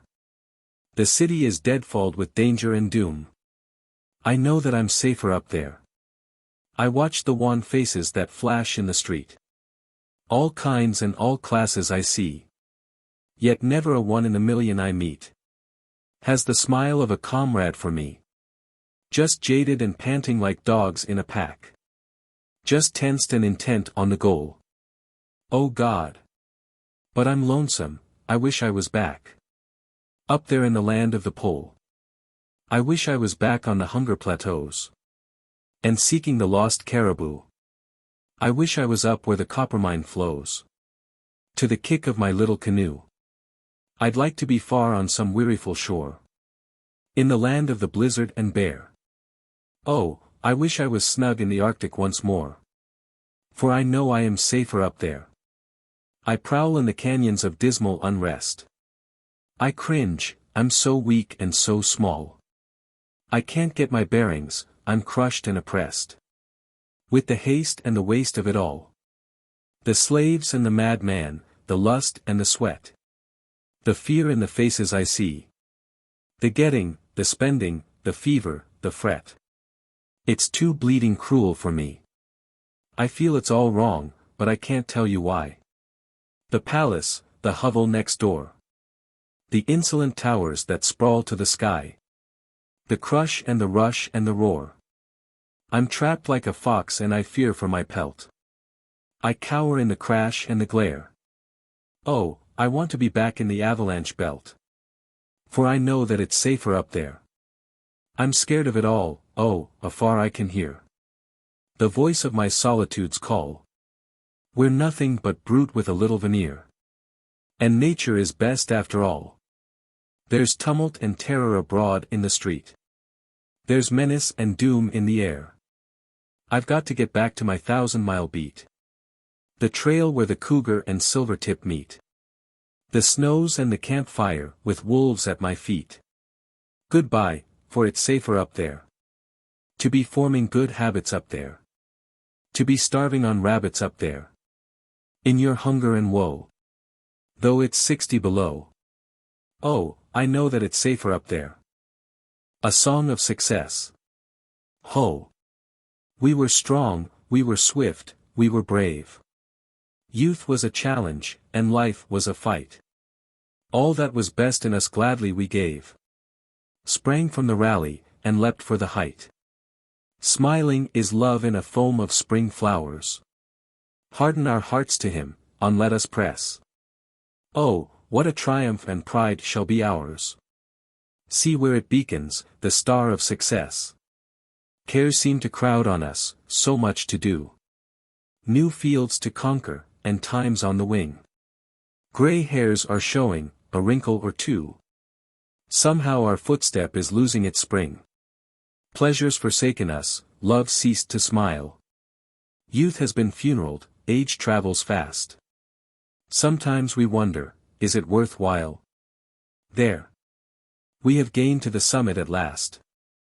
Aye, we have triumphed. Now must we haste. Revel in victory, why? What is wrong? Life's choicest vintage is flat to the taste. Are we too late? Have we labored too long? Wealth, power, fame we hold, ah. But the truth? Would we not give this vain glory of ours? For one mad, glad year of glorious youth. Life in the springtide, and love in the flowers. The song of the campfire. I. Heed me, feed me, I am hungry, I am red-tongued with desire. Boughs of balsam, slabs of cedar, gummy faggots of the pine. Heap them on me, let me hug them to my eager heart of fire. Roaring, soaring up to heaven as a symbol and a sign. Bring me knots of sunny maple, silver birch and tamarack. Leaping, sweeping, I will lap them with my ardent wings of flame. I will kindle them to glory, I will beat the darkness back. Streaming, gleaming, I will goad them to my glory and my fame. Bring me gnarly limbs of live oak, aid me in my frenzied fight. Strips of iron wood, scaly blue gum, writhing redly in my hold. With my lunge of lurid lances, with my whips that flail the night. They will burgeon into beauty, they will foliate in gold. Let me star the dim sierras, stab with light the inland seas. Roaming wind and roaring darkness, seek no mercy at my hands. I will mock the marly heavens, lamp the purple prairies. I will flaunt my deathless banners down the far, unhoused lands. In the vast and vaulted pine gloom where the pillared forests frown. By the sullen, bestial rivers running where God only knows. On the starlit coral beaches when the combers thunder down. In the death spell of the barrens. In the shudder of the snows.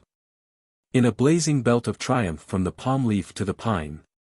As a symbol of defiance lo, the wilderness I span. And my beacons burn exultant as an everlasting sign. Of unending domination, of the mastery of man. I, the life, the fierce uplifter, I that weaned him from the mire. I, the angel and the devil, I, the tyrant and the slave. I, the spirit of the struggle, I, the mighty god of fire.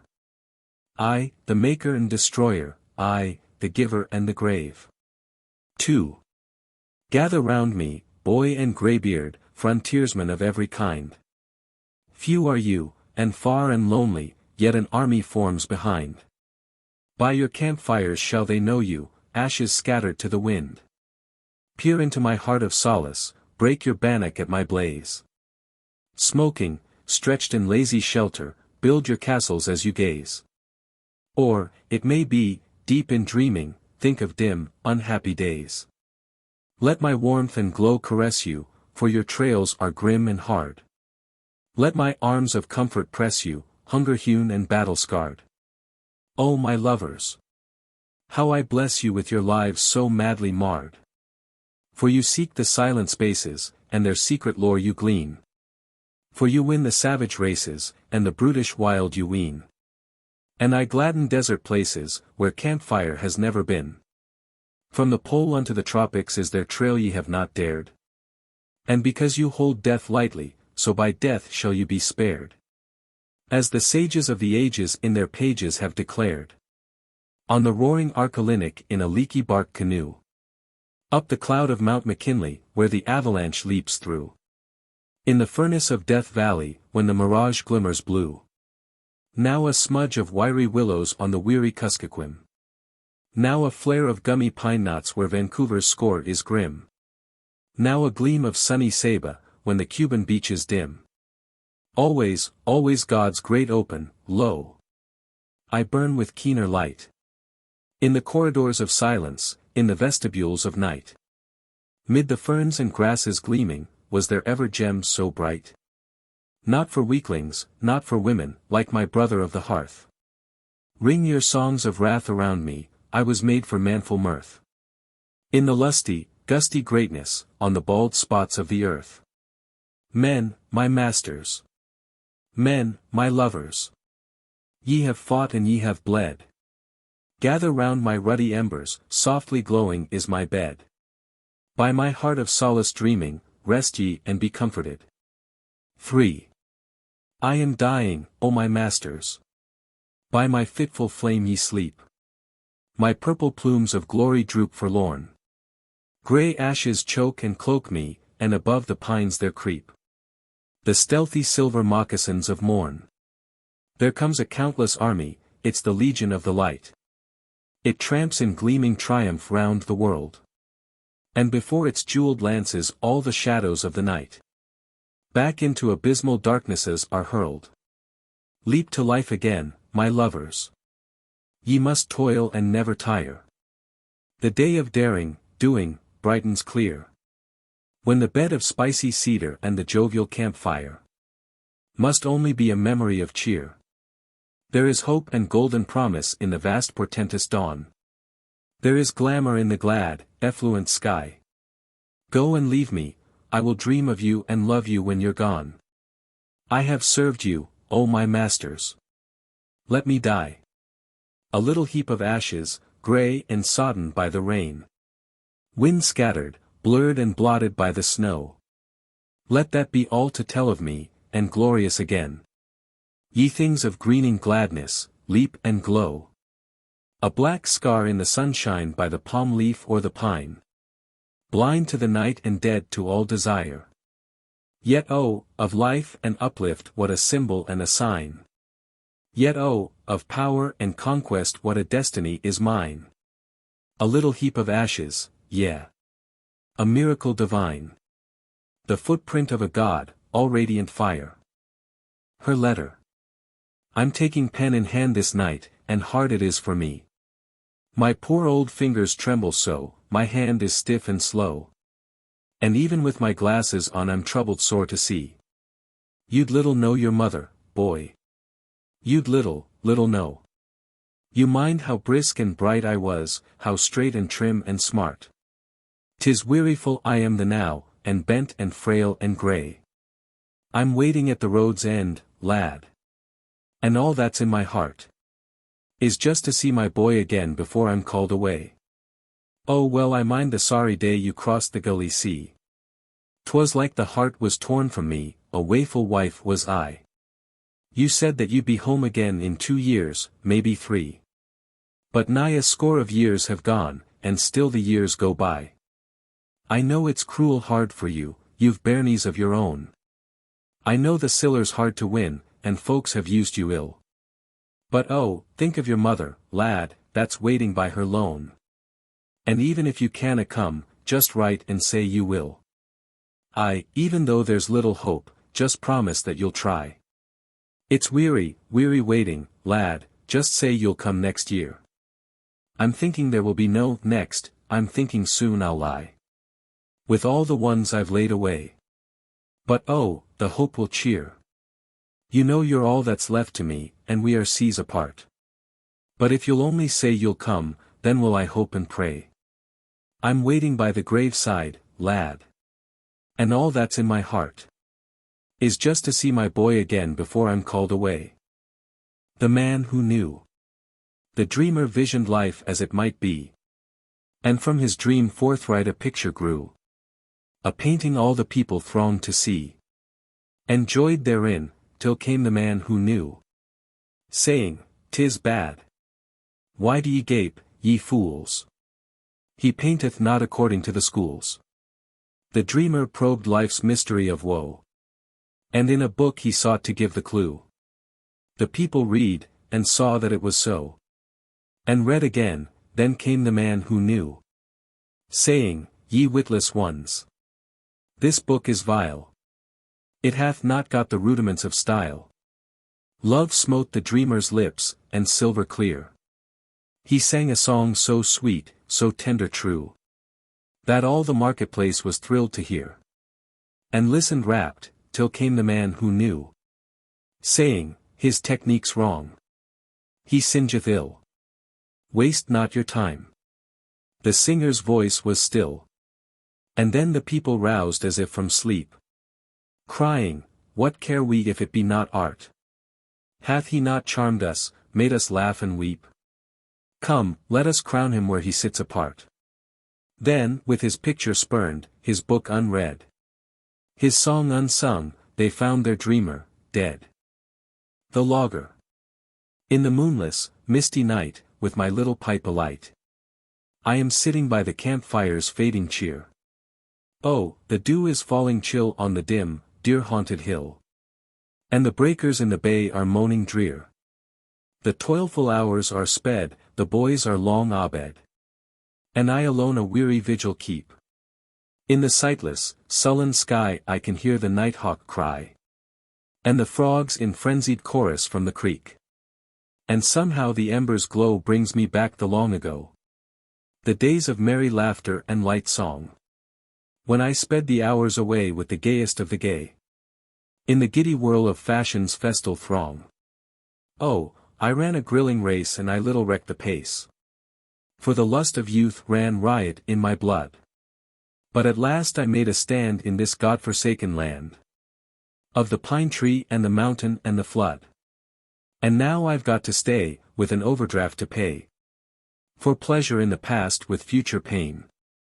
And I'm not the chap to whine, for if the chance were mine, I know I'd choose the old life once again. With its woman's eyes a shine, and its flood of golden wine. It's fever and it's frolic and it's fun. The old life with its din, its laughter and its sin. And chuck me in the gutter when it's done. Ah, well. It's past and gone, and the memory is wan. That conjures up each old familiar face. And here by fortune hurled, I am dead to all the world. And I've learned to lose my pride and keep my place.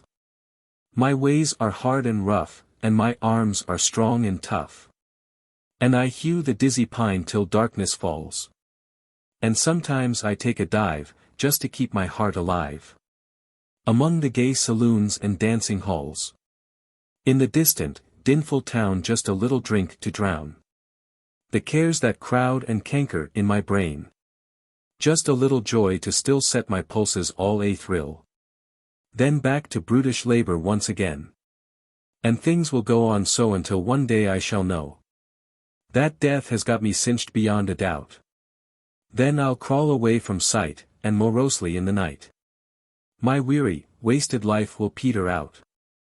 Then the boys will gather round, and they'll launch me in the ground. And pile the stones the timber wolf to foil. And the moaning pine will wave overhead a nameless grave, where the black snake in the sunshine loves to coil. And they'll leave me there alone, and perhaps with softened tone speak of me sometimes in the campfire's glow, as a played-out, broken chum, who has gone to kingdom come, and who went the pace in England long ago. The passing of the year. My glass is filled, my pipe is lit. My den is all a cozy glow. And snug before the fire I sit, and wait to feel the old year go. I dedicate to solemn thought, amid my too unthinking days, this sober moment, sadly fraught with much of blame, with little praise. Old year. Upon the stage of time, you stand to bow your last adieu. A moment, and the prompter's chime will ring the curtain down on you. Your mien is sad, your step is slow. You falter as a sage in pain. Yet turn, old year, before you go, and face your audience again. That sphinx-like face, remote, austere. Let us all read, whatever the cost. O maiden! Why that bitter tear? Is it for dear one you have lost? Is it for fond illusion gone? For trusted lover proved untrue? O sweet girl face, so sad, so wan. What hath the old year meant to you? And you, O neighbor on my right, so sleek, so prosperously clad. What see you in that aged white, that makes your smile so gay and glad? What opportunity unmissed? What golden gain, what pride of place? What splendid hope? O optimist! What read you in that withered face? And you, deep shrinking in the gloom, what find you in that filmy gaze? What menace of a tragic doom? What dark, condemning yesterdays? What urge to crime, what evil done? What cold, confronting shape of fear? O haggard, haunted, hidden one! What see you in the dying year? And so from face to face I flit. The countless eyes that stare and stare. Some are with approbation lit, and some are shadowed with despair. Some show a smile and some a frown. Some joy and hope, some pain and woe. Enough. Oh, ring the curtain down. Old weary year. It's time to go. My pipe is out, my glass is dry. My fire is almost ashes too. But once again, before you go, and I prepare to meet the new old year. A parting word that's true. For we've been comrades, you and I. I thank God for each day of you. There. Bless you now. Old year, goodbye. The Ghosts. Smith, great writer of stories, drank, found it immortalized his pen. Fused in his brain pan, else a blank, heavens of glory now and then. Gave him the magical genius touch. God-given power to gouge out, fling. Flat in your face a soul thought, bing. twiddle your heartstrings in his clutch. Bah! Said Smith, let my body lie stripped to the buff in swinish shame. If I can blaze in the radiant sky out of adoring stars my name. Sober am I nonentitized, drunk am I more than half a god. Well, let the flesh be sacrificed. Spirit shall speak and shame the clod. Who would not gladly give life to do one thing that will live? Smith had a friend, we'll call him Brown. Dearer than brothers were those two. When in the wassail Smith would drown, Brown would rescue and pull him through. When Brown was needful Smith would lend, so it fell as the years went by. Each on the other would depend, then at the last Smith came to die. There Brown sat in the sick man's room, still as a stone in his despair. Smith bent on him his eyes of doom, shook back his lion mane of hair. Said, is there one in my chosen line, writer of forthright tales my peer? Look in that little desk of mine, there is a package, bring it here. Story of stories, gem of all, essence and triumph, key and clue. Tale of a loving woman's fall, soul-swept hellward, and God. It's true. I was the man, oh, yes, I've paid with mighty and mordant pain. Look! Here's the masterpiece I've made out of my sin, my manhood slain. Art supreme. Yet the world would stare, know my mistress and blaze my shame. I have a wife and daughter, there. Take it and thrust it in the flame. Brown answered, Master, you have dipped pen in your heart, your phrases sear. Ruthless, unflinching, you have stripped naked your soul and set it here. Have I not loved you well and true? See! Between us the shadows drift. This bit of blood and tears means you, oh, let me have it, a parting gift. Sacred I'll hold it, a trust divine, sacred your honor, her dark despair. Never shall it see printed line, here, by the living God I swear. Brown on a Bible laid his hand, Smith, great writer of stories, sighed. Comrade, I trust you, and understand. Keep my secret. And so he died. Smith was buried, upsoared his sails, lured you his books in every store. Exquisite, whimsy, heart-wrung tales, men devoured them and craved for more. So when it slyly got about Brown had a posthumous manuscript. Jones, the publisher, sought him out, into his pocket deep he dipped. $1,000. Brown shook his head. The story is not for sale, he said. Jones went away, then others came. Tempted and taunted, Brown was true. Guarded at friendship's shrine the fame of the unpublished story grew and grew. It's a long, long lane that has no end. But some lanes end in the potter's field. Smith to Brown had been more than friend, patron, protector, spur and shield. Poor, loving wistful, dreamy Brown, long and lean, with a smile askew. Friendless he wandered up and down, gaunt as a wolf, as hungry too. Brown with his lilt of saucy rhyme, Brown with his tilt of tender mirth. Garretless in the gloom and grime, singing his glad, mad songs of earth. So at last with a faith divine, down and down to the hunger line. There as he stood in a woeful plight. Tears freeze on his sharp cheekbones. Who should chance to behold his plight? But the publisher, the plethoric Jones. Peered at him for a little while, held out a bill, now, will you sell?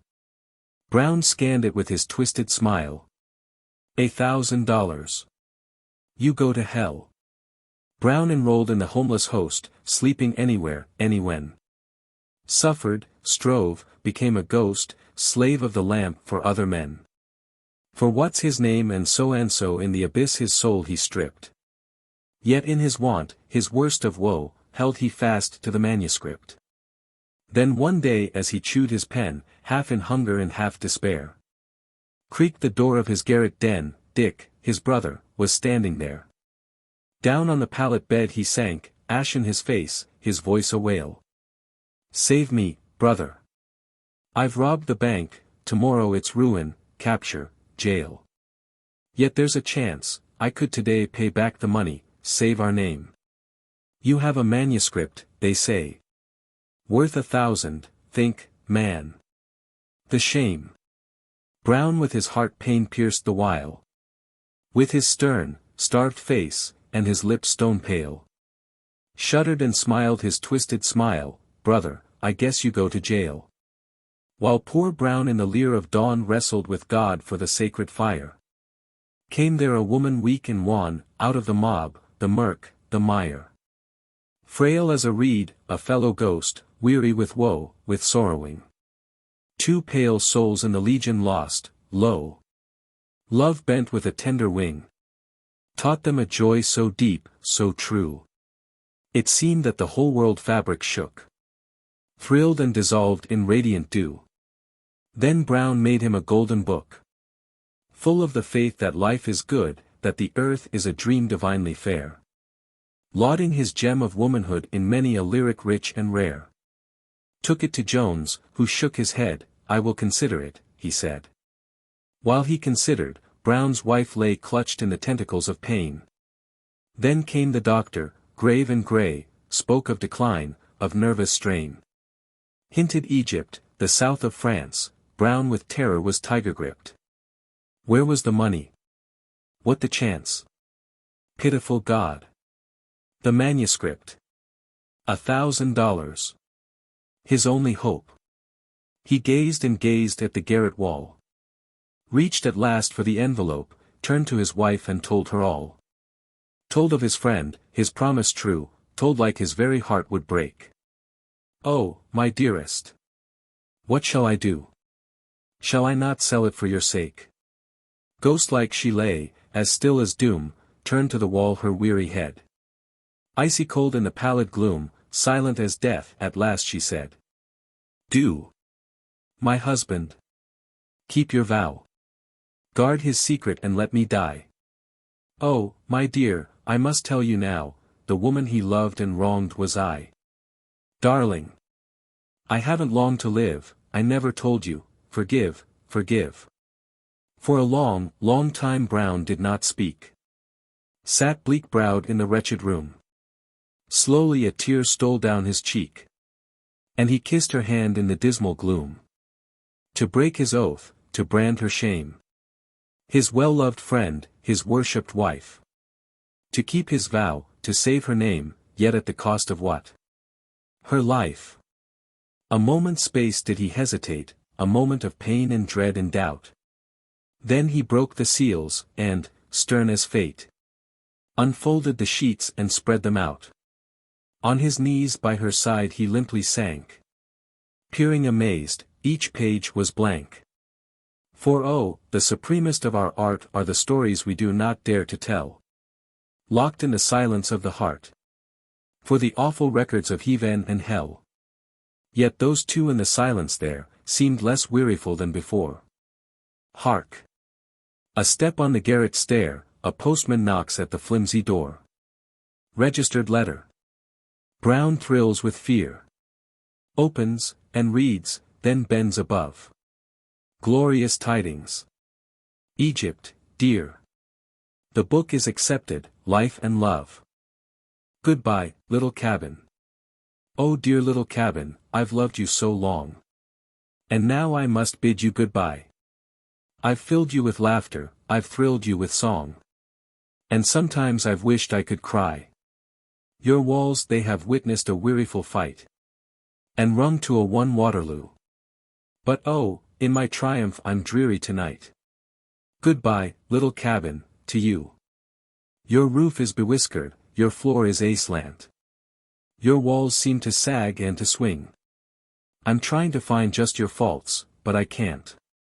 You poor, tired, heartbroken old thing. I've seen when you've been the best friend that I had. You're light like a gem on the snow. You're sort of a part of me, gee. But I'm sad. I hate, little cabin, to go. Below your cracked window red raspberries climb. A hornet's nest hangs from a beam.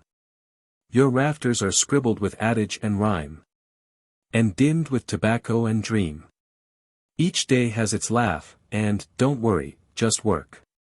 Such mottos reproachfully shine. Old calendars dangle, what memories lurk about you, dear cabin of mine. I hear the world call and the clang of the fight. I hear the hoarse cry of my kind.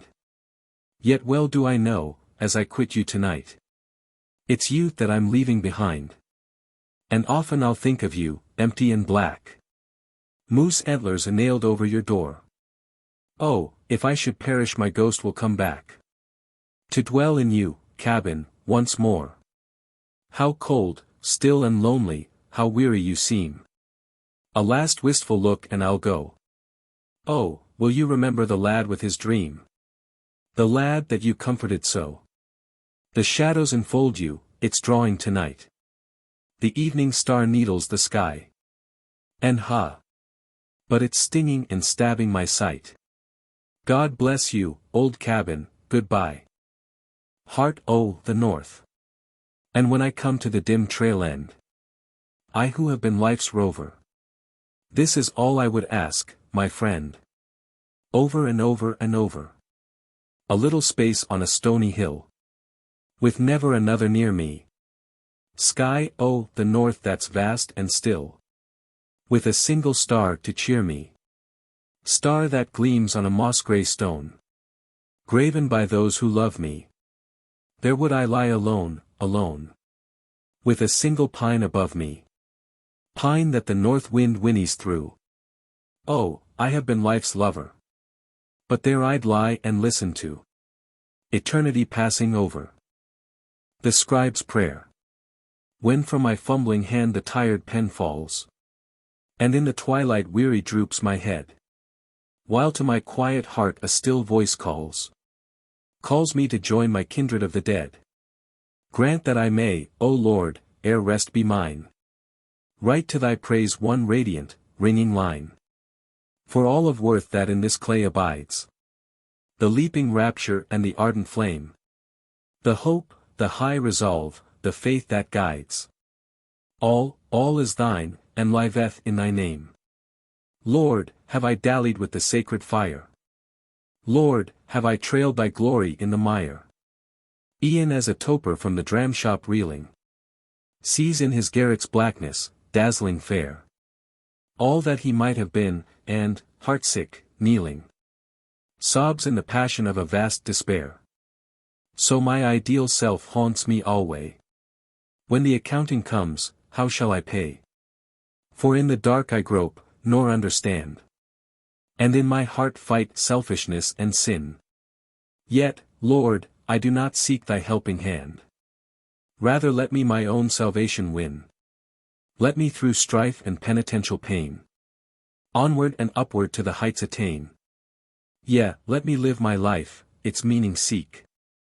Bear myself fitly in the ringing fight. Strive to be strong that I may aid the weak. Dare to be true, O God. The light, cometh the dark so soon. I've mocked thy word. Yet do I know thy love, have mercy, Lord. Finis.